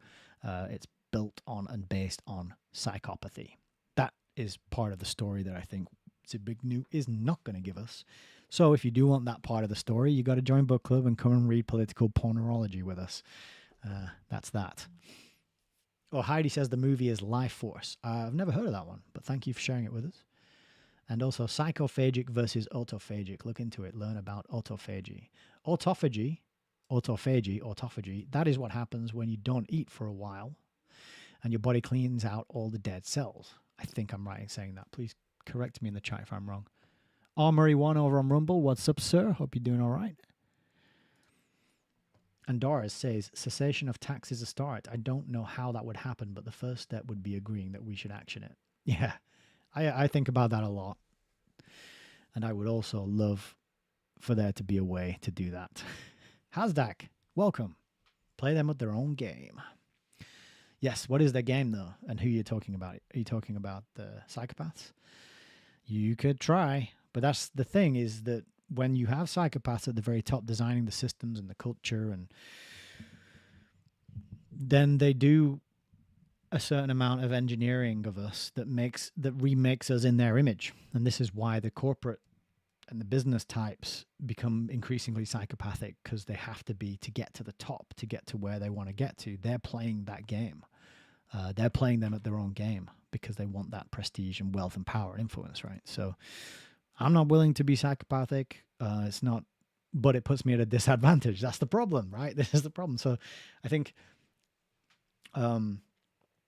recognizing them is very important. Knowing the signs, setting boundaries, being able to disentangle from these types of people. There's so many steps involved. And a lot we can learn. And I believe this book actually provides some of those steps, right? How to deal with them, how to get out of these situations. I think it does later on. Not sure. Yeah, so there's a section here, Therapy for the World. That's the last section. So that might give us some solutions when we eventually get to it. But it could be a while because we've only just started. So with that said, I'm going to have a sip and then we'll get back on with our reading tonight. I just have to pour myself a little tea. You can't sip the tea if there's none in the cup. That is my wisdom that I'm imparting to you for the evening. Wise men say, you cannot sip tea if there is none in the cup.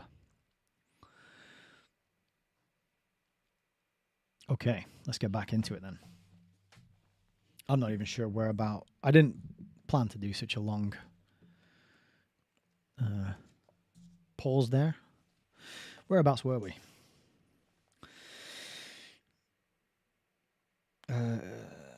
Seizures of power, Latin America. I think we were just at the top of this page, weren't we? It is, however, unlikely that these seizures of power will be affected by the orthodox and formal... Oh, hang on, did we do this bit? Yeah, we did this bit, didn't we?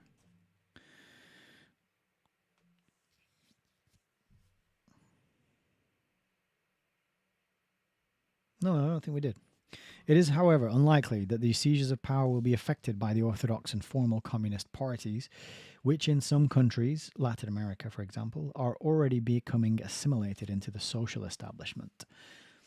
The successful revolutionaries, though perhaps labeling themselves communists, will probably be loosely organized coalitions of impatient middle-class intellectuals, younger officers and students, instead of being adherents of a dogmatic and allegedly universal ideology. That's funny, isn't it, that he says the revolutionaries are going to be...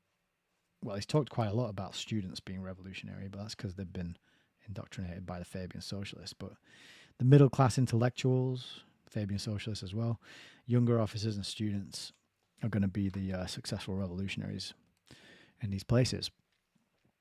Instead of being adherents of a dogmatic and allegedly universal ideology, they are more likely to be men motivated by a vaguer and more volatile combination of radicalism, nationalism, and even some racism. Communist parties, though experienced in organizing exploited, disadvantaged workers and in transforming landless but nationalistically aroused peasants into revolutionary armies, have so far been unable to discipline, either ideologically or organizationally, the students and the intellectuals fermenting in the modern stainless steel and glass universities. To these men, Fanon and Boumediene, or Bolivar and Guevara, rather than Marx and Mao, or Marx and Lenin, are more relevant symbols. The revolutions to come will hence neither signify an automatic addition of strength to international communism, nor represent a step forward toward the intellectual unity of mankind. So, there are revolutions coming, but they are neither communist in nature nor globalist in nature. They're not going to unify people, and they're not going to represent international communism. They're going to be something else. The ideologically more volatile, less disciplined character of these novel revolutionary forces would be in keeping with the broader trends already noted.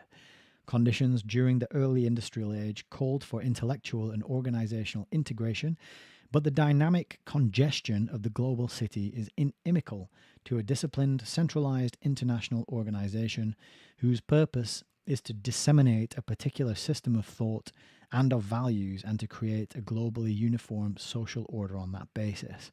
The fact is that proximity paradoxically dictates not uniformity, but pluralism. Moreover, the chances of truly revolutionary upheavals, radically and rapidly revolutionizing both social values and institutions, are, in any case, not high.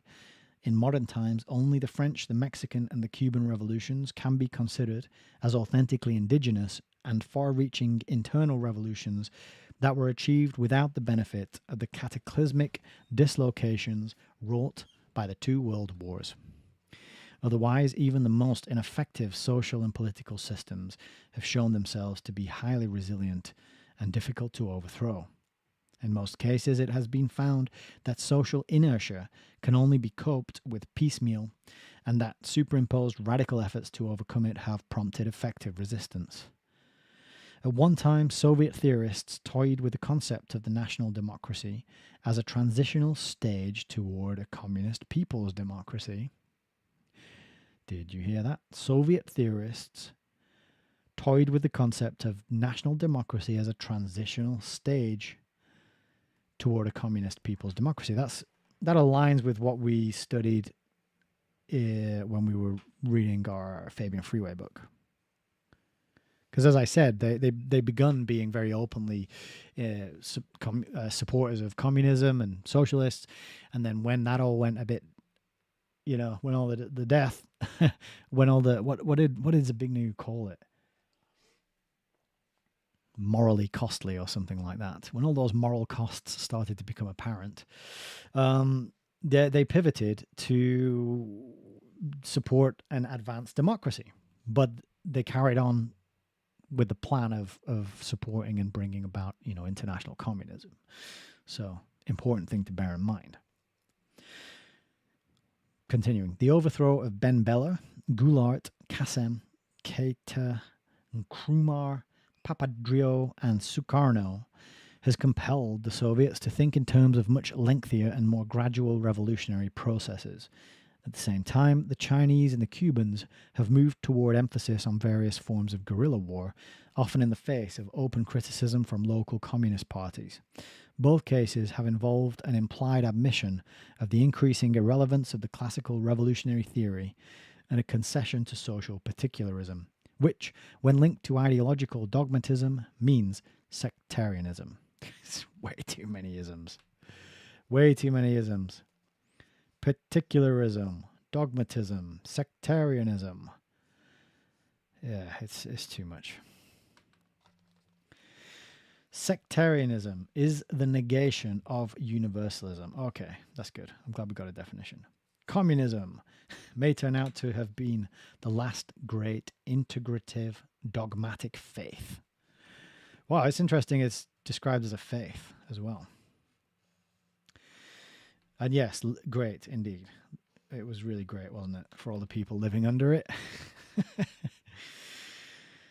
To the extent that some communist parties are today joining their national establishments, they are conforming to reality rather than forming it. To the extent that some communist parties are embracing racism and intense nationalism in the third world, they are capitulating to reality rather than reshaping it. In either case, there is a loss of identity which, once lost, is not likely to be regained. Thus, even if one is not a Marxist, it's not necessarily a cause for rejoicing to note that communism, which helped to enlarge the collective consciousness of mankind and to mobilize the masses for social progress, has failed in its original objective of linking humanism with internationalism. Oh, okay. That last page and a bit was very good. I feel like the rest of the chapter, we could have just skipped it and just come to this bit. This will be the bit that I try and quote and remember. So he's claiming that communism's original objective was to link humanism with internationalism, because communism was always international in scope. I mean, their meetings were literally called the First and the Second International and so on, weren't they? So but he still says he's still like saying that it helped enlarge the collective consciousness of mankind. And just glossing over that sort of, or the moral cost, but it's failed. He does admit, accept, and announce that it's failed. But I have a feeling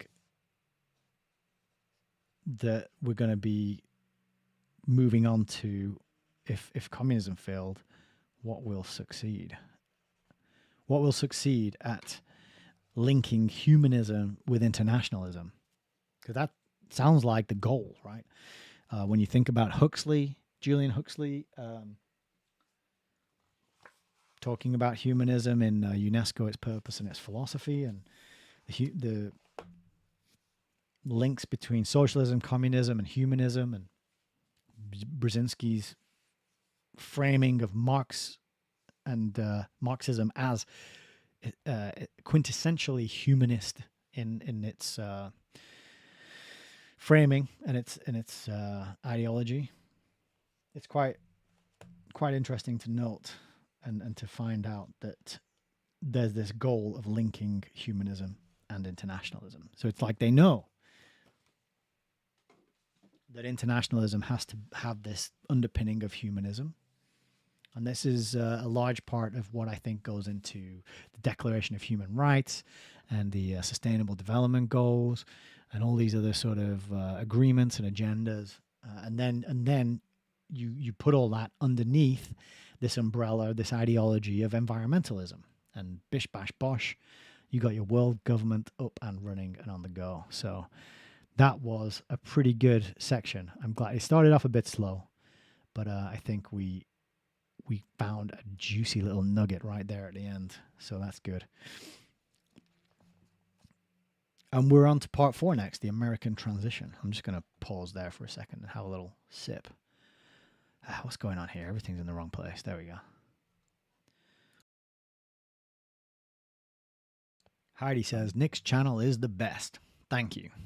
I appreciate that. Very kind words. I think just we pick good books, and the books are really the star of the show for me.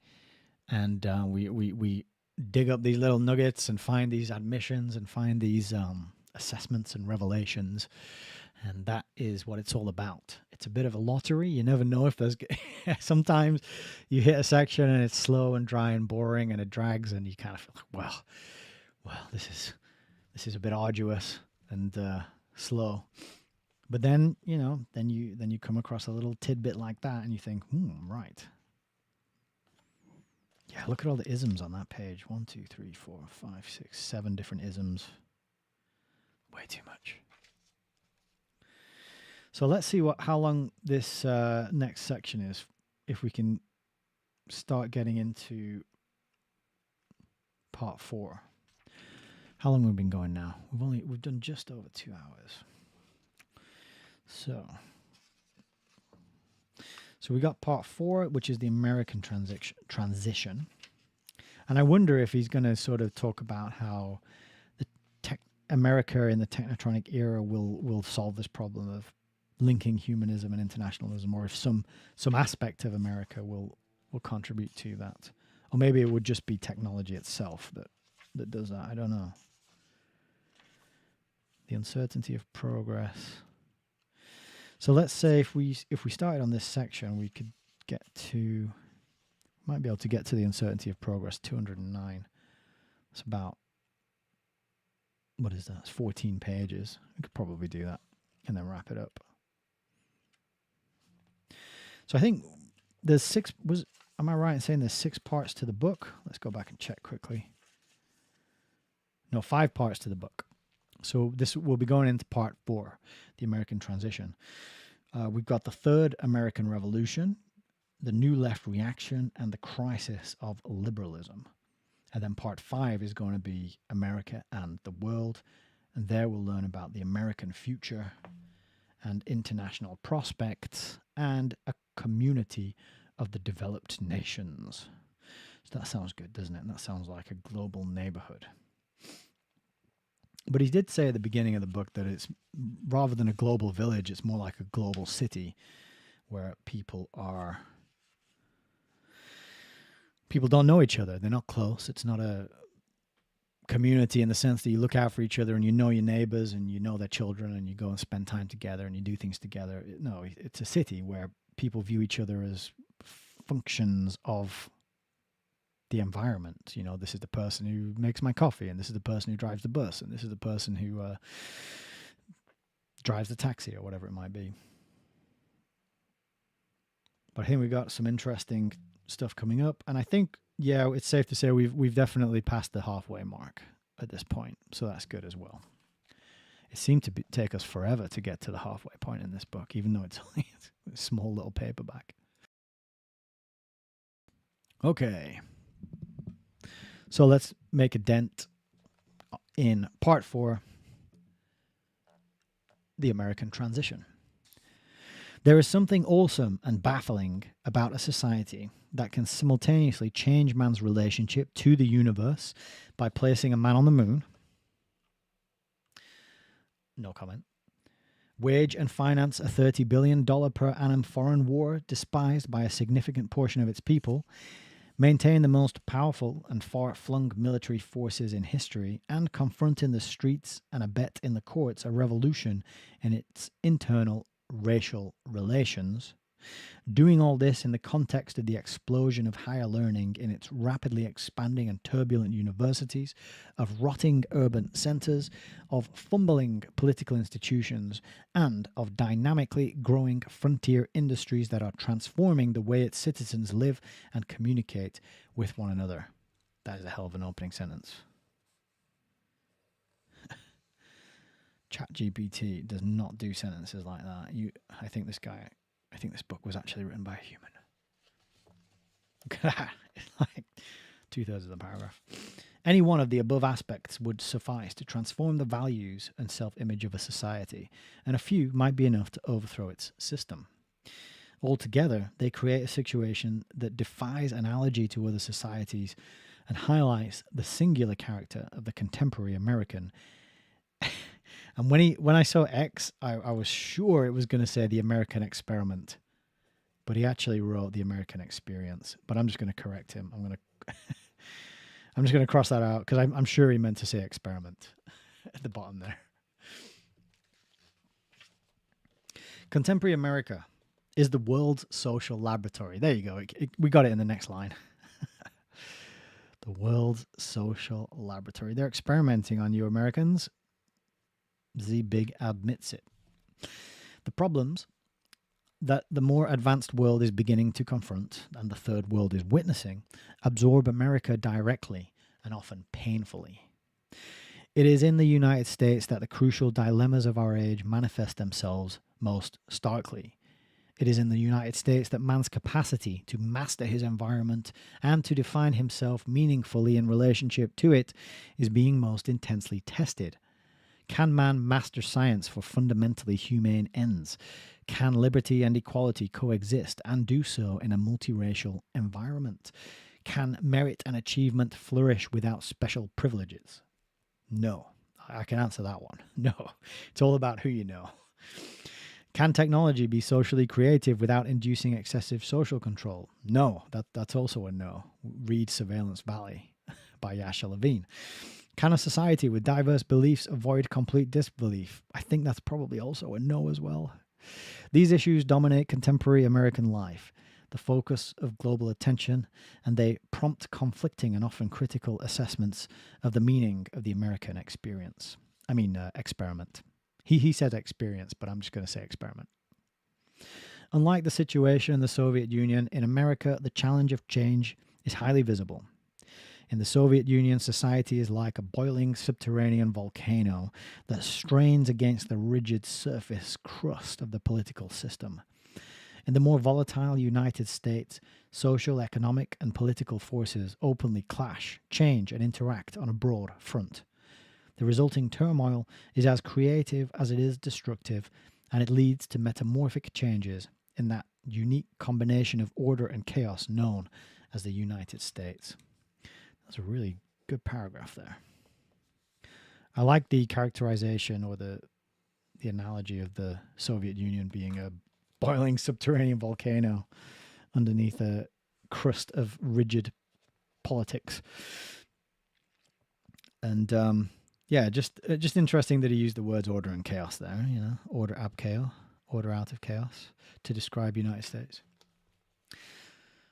In the next 20 years, so from 1970 to 1990, in the next 20 years, the population of the United States will approach 300 million, of which approximately 80% will be metropolitan and almost 50% under 20 years of age.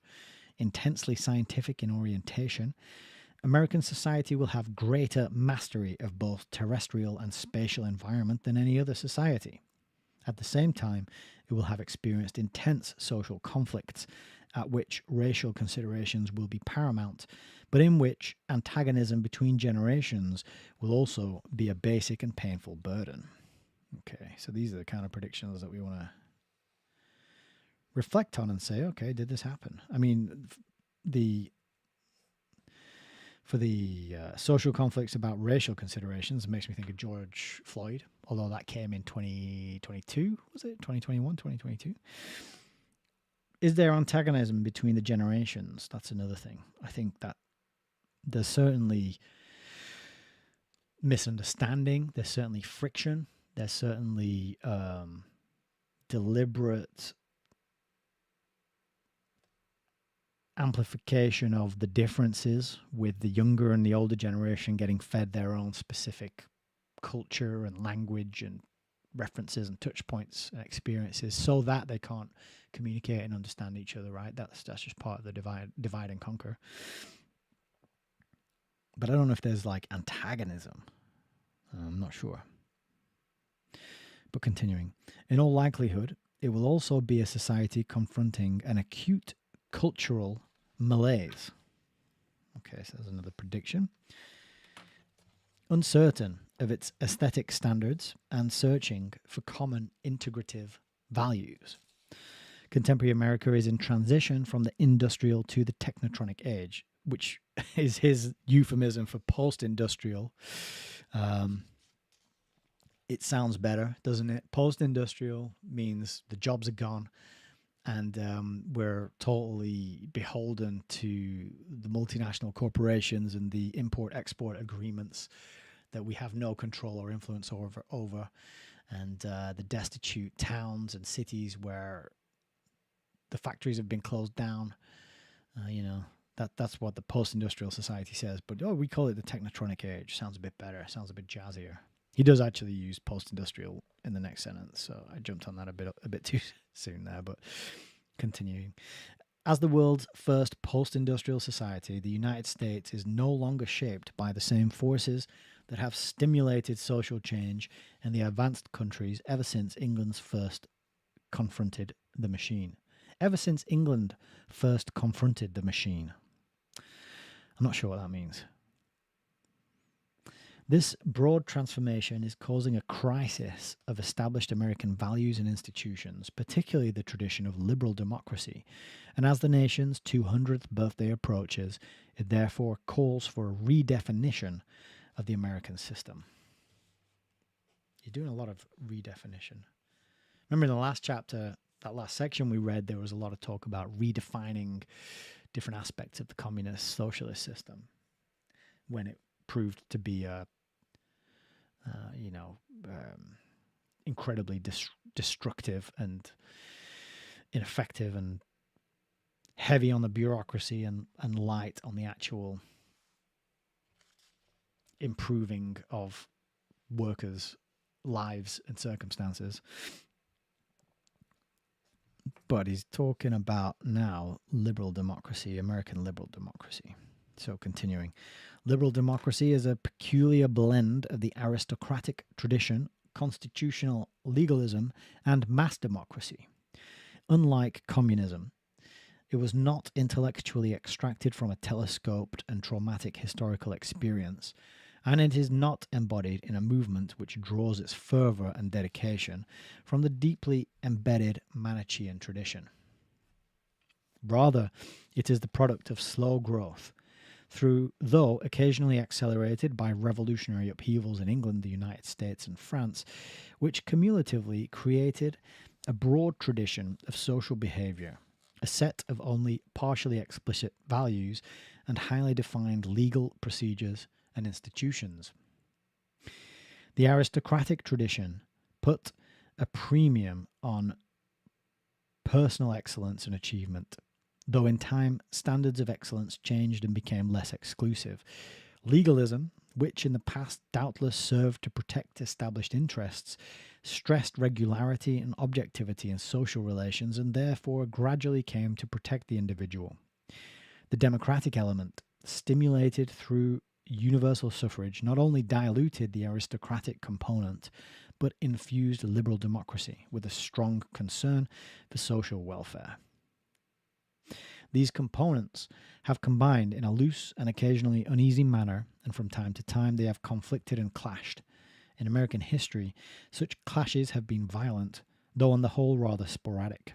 The Civil War was the major exception, and its outcome effectively and rapidly destroyed the aristocratic element in American tradition, whereas the decline of European aristocracy was slow. The Industrial Revolution produced its own strains and violence, but the rapid pace of growth, as well as the availability of European capital and of foreign markets, eased the growing pains, even as it enlarged and then consolidated the democratic component. The resulting social wealth and democratic freedom have made America the symbol of a new form of social organization, all the more attractive because its spectacular successes obscured its social blemishes. This phase is coming to an end.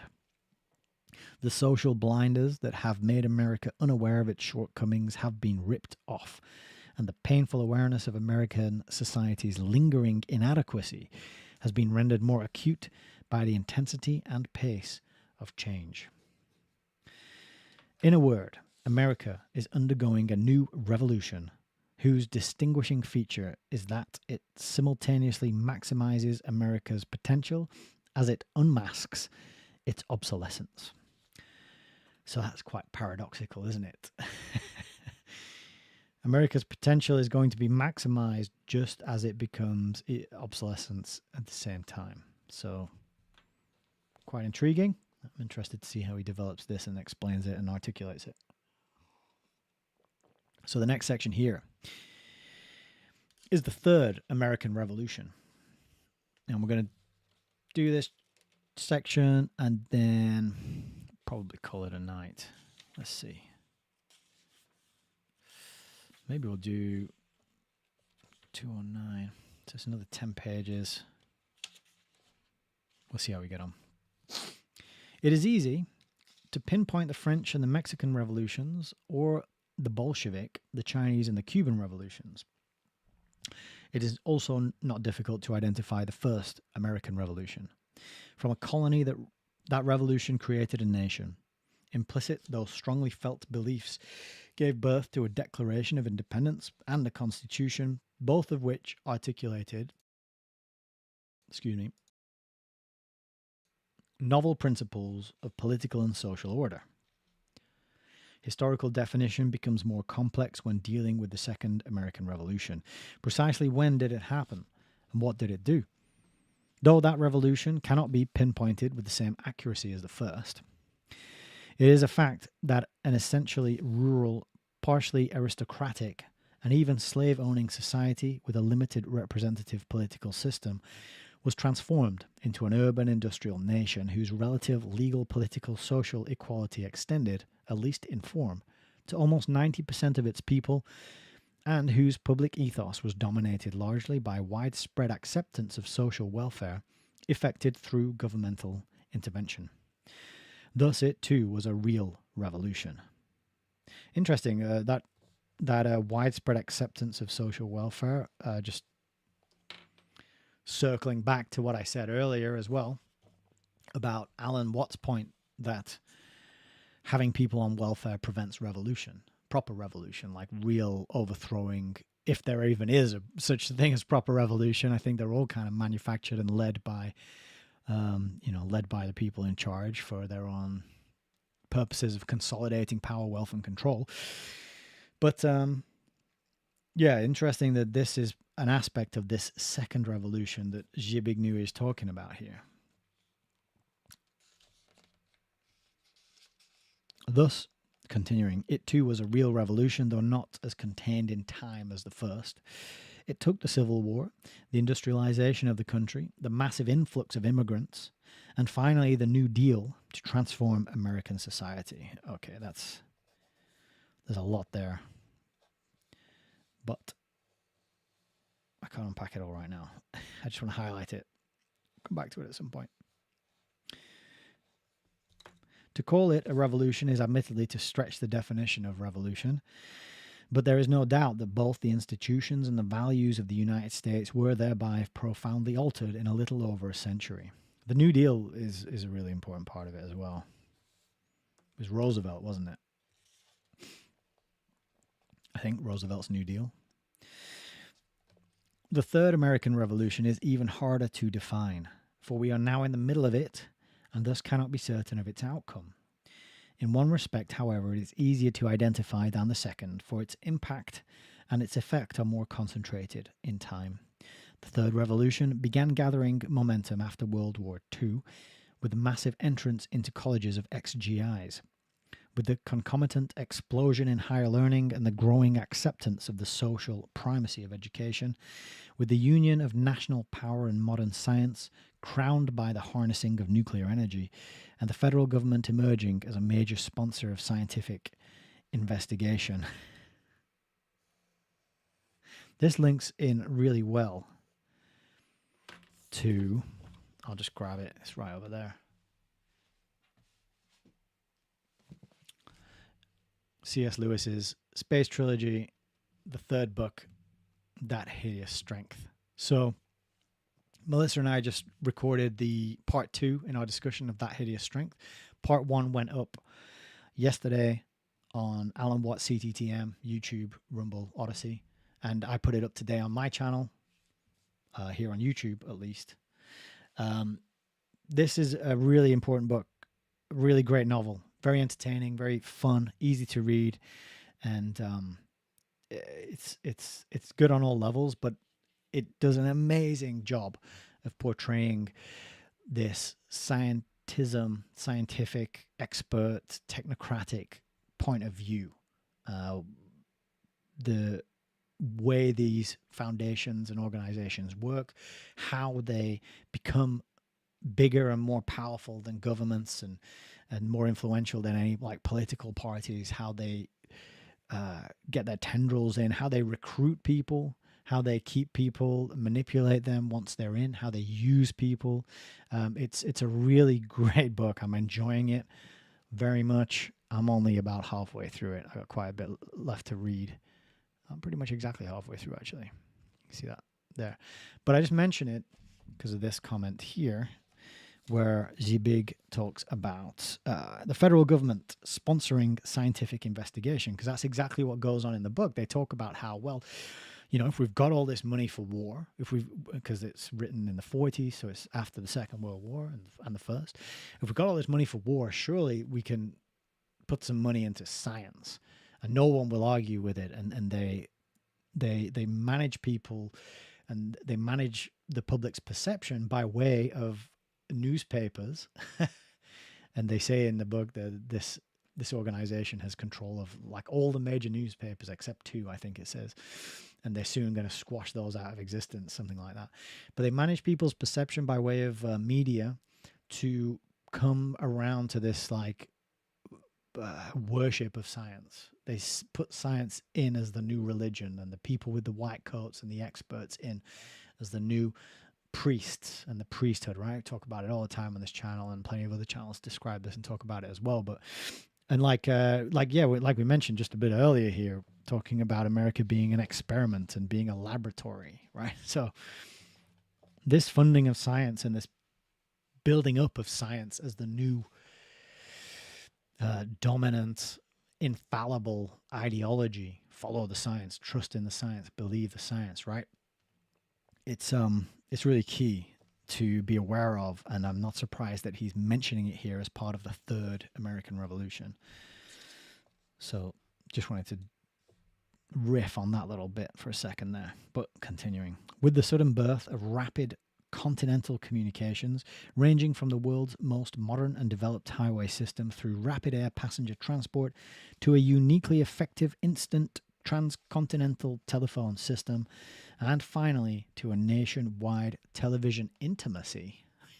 Strange way to describe it. A nationwide television intimacy, with the transformation in managerial techniques wrought by the appearance of computers and other electronic devices that conquer complexity, distance, and even the diffusion of authority, and with the fading of industry as the most important source of employment for most Americans. Prompted by technology and particularly electronics, the third revolution is changing the basic institutions and values of American society. Did you ever vote for this? So much for your liberal democracy. And as was also the case with the preceding revolutions, it is encountering resistance, stimulating violence, causing anxiety, and stirring hope. In the process, it is creating three Americas in one. There is the emerging new America, symbolized by the new complexes of learning, research, and development that link institutions of higher learning with society and create unprecedented opportunities for innovation and experimentation, in addition to sparking increased interest in the fine arts and culture, as is evidenced by new museums and art centers. Technotronic America is in the electronics laboratories and centers of learning along Route 128 surrounding Boston. It is in the academic scientific conglomerates around Los Angeles and San Francisco. Is that your kind of, what do you call it? Silicon Valley area? I'm not sure. I think it is. And it is in the new frontier industries. Whatever they are. The suburban middle class increasingly gravitates toward this America, though frequently resenting its scientism and nostalgically yearning for more community and stability. It's kind of where we're at, isn't it? A lot of us. Still here in 2025, and he was saying this was happening in the 70s, 1970. Industrial America, the second America, is in the established factories and steel mills of Detroit and Pittsburgh, whose skilled blue-collar workers are gradually forgetting the traumas of the Great Depression and beginning to enjoy both security and leisure, but are fearful lest their new social position be threatened from below. For this, second America lives alongside the decaying slums of the industrial big cities, increasingly populated by a racial minority that is more difficult to absorb because the society was late in drawing it into the industrial age. Finally, there is the original, the first America, the pre-industrial America of sharecroppers and migrant workers from the Mississippi Delta and of obsolescent miners from Appalachia, whose income has fallen behind the American average. In this America, access to education is considerably less than elsewhere in the nation, and racial discrimination is overt. This America is seeking to enter both the industrial and the post-industrial ages, and to do so it must obtain the assistance of the new America, whose values and concepts it often mistrusts and rarely shares. The new America is only now taking shape. Quote, "Today, not only does a child face a radical rupture with the past, but he must be trained for an unknown future, and this task confronts the entire society as well." Shall we look up that footnote? It's footnote number 4. It didn't even mention where he got that footnote from. Let's see. American Transition, footnote 4, Daniel Bell. From The Measurement of Knowledge and Technology, 1968.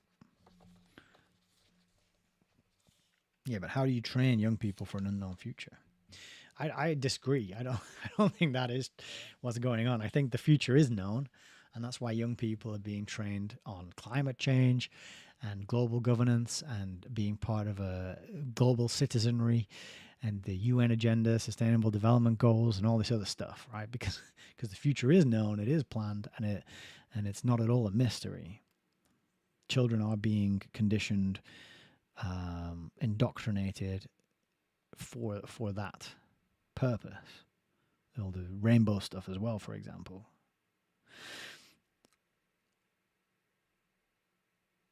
But continuing to finish this section, the current transformation also poses profound philosophical issues concerning the very essence of social existence, since it is largely derived from an unprecedented expansion of scientific power over both man's environment and man himself.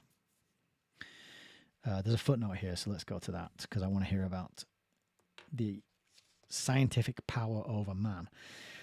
The discussion in the first section of part 1 of this book is particularly relevant to understanding contemporary America, since it deals with the basic differences between an industrial and a technotronic society. Yes, I remember that. That was a pretty good section. He did a point-by-point sort of comparison, where in the industrial society, in the technotronic society, this will be different. It was good. Let's see if we can just find it quick. Yeah, so it was page 10. New social patterns. He quotes Norbert Wiener, the creator, inventor, the father of cybernetics. But then he goes through these different points, and he says, like, industrial society, the mode of production shifts versus the technotronic society, where industrial employment yields to services. So you become a service economy rather than a productive economy. So that section is really good. It's page 10 through to page 14. If anybody wants to go back and recap that, that'll be in part 1 of this series. Final sentence of this section, he says, studies of change cumulatively reinforce the picture of a society undergoing a far-reaching, technologically induced revolution. Technologically induced revolution and the unprecedented expansion of scientific power over man himself. That's your third American Revolution there. So, the pace and thrust of I don't know, we're at 2.5 hours. Maybe we'll just leave it there, because this next section, I bet, is going to be quite long, and I don't want to rush through it. So we might wrap it up there. Actually, we just hit 2.5 hours. That's not bad. That's pretty good going, and that's a good little end point to leave it on. Right, this third American Revolution that he's going to talk about, that was underway, which is this transition from industrial to post-industrial, a technotronic society, is technologically induced and is derived from an unprecedented expansion in scientific power over man's environment and man himself, which echoes what is talked about in a lot of the authors that I discuss in Continuity of Control, which I did mention a little earlier. You get that inside Book Club, but you can go to continuityofcontrol.com and you can look at this beautiful website that I made. And it wasn't me that made it beautiful. It was the very talented, beautiful artwork of Andrea, who does the art for CTTM Book Club as well. She made this mosaic on the right here. Just pick fantastic colors with all the book covers. But a lot of these books here talk about this this scientific control over man. You got Brave New World Revisited, so Aldous Huxley, he talks about it a lot there. Julian Huxley, New Bottles for New Wine, he coins the term transhumanism. So humanism is not good enough. The scientific humanism of UNESCO is not enough. We need transhumanism. And so he coins that word there in that book. Open Conspiracy, H.G. Wells, he talks about how this final global movement is going to be scientific in nature, right? Then you got the first global revolution. Of course, I've talked about the famous line, man is the enemy of humanity. And so this is why we need the scientific control over man. If he's the enemy, we got to control the enemy and get him lock him down and make sure he can't cause any more damage and any more harm, right? And then, of course, you got Bertrand Russell's book, The Impact of Science on Society, all about science, scientific control over people. Between Two Ages is in here as well, with a few choice quotes from earlier in the book, because I actually made this series back when we'd only done about 2 videos or 3. So I didn't have the whole book to choose quotes from, but I still dug up enough stuff to make a good email. And then The Next Million Years, Charles Galton Darwin, absolute classic. Alan Watt talks about it all the time.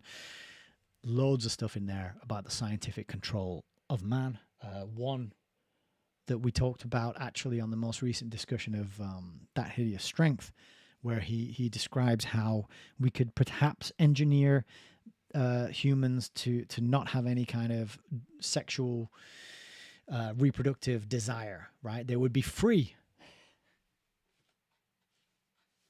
I read it on that video, but I'm going to read it again because it's just like jaw-droppingly mad that this maniac wrote this down. So he says, in fact, I'll just read it out. I won't do the book cam. He says, why cannot man set up a community like an ant's nest? This would be the ideal of the anarchist. But with the help of recent and probable future biological discoveries, some sort of imitation by man of the ant's nest cannot be quite excluded from consideration. Thus, the control of the numbers of the two sexes may become possible, and with the knowledge of the various sexual hormones, it might also become possible to free the majority of mankind from the urgency of sexual impulse, so that they could live contented celibate lives instead of the unsatisfied celibate lives that are the compulsory lot of such a large fraction of the present population of the world. Yeah, so that's what the scientific the scientific power over man and his environment leads to, particularly in the hands of these psychopathic, eugenic, world controlling types of personalities, right?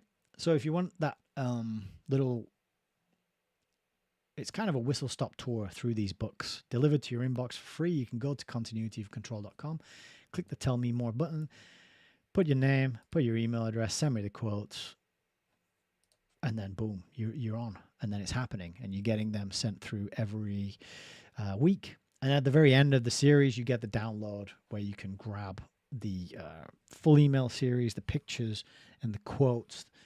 So you can print them, hand them around, discuss them, start a little discussion group of your own, maybe. I had a good friend of mine read the email about UNESCO and Julian Huxley to his mum. And she said, "Ooh, that's big stuff." It is big stuff indeed. That is putting it lightly. So continuitycontrol.com. That's another good way to get informed, and it helps me. You're supporting me by signing up to that, even though it's free. You don't have to pay any money for this, but you're supporting me because I get your email address, and then I get to build up my email list, and that helps me to eventually find ways to deliver value and hopefully ultimately build a business out of this and turn this into the way I pay the bills. Because that's my ultimate goal in all of this, is to be able to pay my bills by reading books and talking about them online. I know kids these days, right? Just want to be influencers and YouTubers and TikTokers and all that stuff. So, but I think what I'm trying to do here needs to be done. It's not just a matter of me making the numbers go up for my own ego. This is important information. It's information I wish I had at a much younger age. I didn't go looking for it. That was on me. I was distracted by, the kind of things that young people do, like the girls and the bands and the music and the drugs and all that kind of stuff, the parties, whatever. But when I did start caring about this and wishing I'd known about it, it took a while for me to dig up which books were important and which ones had the necessary information in them, because you go down all the rabbit holes and you start looking at the shape-shifting reptilians, and you start going to, all these different various talking heads that are put out there, I might add, for our, to kind of the Pied Pipers who corral us and keep us confused and going in circles and spinning around around and never really landing on anything solid. So I think this work is valuable. It's worthwhile. It's worth supporting in my view, because, you know, if I don't get support, then I don't get to do it ultimately, because the price of everything goes up. It's not only the people who are chasing the money that want to make number go up. It's also the people who run the community, the societies and the systems and the structures that we live in. They make the numbers go up all the time by way of charging us more, taxing us more. And if I can do something useful that I'm passionate about, that I love to do, and people, you know, vibe and respond and enjoy it, then I think it's reasonable to ask for a bit of support. So that's allmylinks.com/Hayes Reviews, where you can do that. And I'll say this too, that it's not all about sending money, because you can go to allmylinks.com/Hayes Reviews, and you can, you know, sign up to Twitter, follow me on Instagram, join the Telegram group, which is where I hang out and make announcements and share various things that I find that are interesting. You can send me crypto if you're into that. You can get hold of the music bundle download, and my email address used to be on here. There. Oh, that's wrong. Oh, no, that's right. You can get me on that email address as well. So if you want to get in touch, send me something useful, ask me a question, share a story. I don't know. You can do that. So there's a lot of different things and functionalities for this page, not just monetary donations, because liking, sharing, commenting, subscribing, that is all support too, and that is all equally helpful and appreciated, very much so. So with that said, I am going to get out of here and let you get on with your Friday. I hope you all have a wonderful Friday. Hope you all have a lovely weekend and an excellent week. I'll be back next Friday to continue.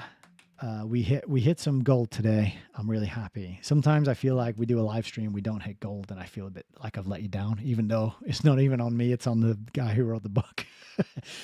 But, you know, we all like those moments where we hit the gold and we find something juicy and interesting and that we want to remember and that we can quote and use for helping other people understand this kind of stuff. We found a bit of gold today, so I can sleep well tonight knowing that I have done my job. So have a good one, everybody. Take care of yourselves and each other. Do things that are creative and uplifting, that bring you joy and bring joy to the people who you care about. And if you can bring joy to the people who you don't care about, sometimes that is even bigger and cleverer than just hanging out with the people you like, you know, extending love, compassion, and kindness to those who rub us the wrong way and get on our nerves. It's a little harder to do, but it is definitely important. Let's say, treat others as you wish to be treated. It's the golden rule. It's a simple one, but it's easier said than done in many cases. But give it a go. Why not? Have a lovely week. Enjoy yourselves. I hope you can regulate your temperature and make it comfortable and bearable for yourself. And I'll see you next Friday for our continued reading of Between Two Ages. It's been lovely to spend this time with you. And until next time, God bless.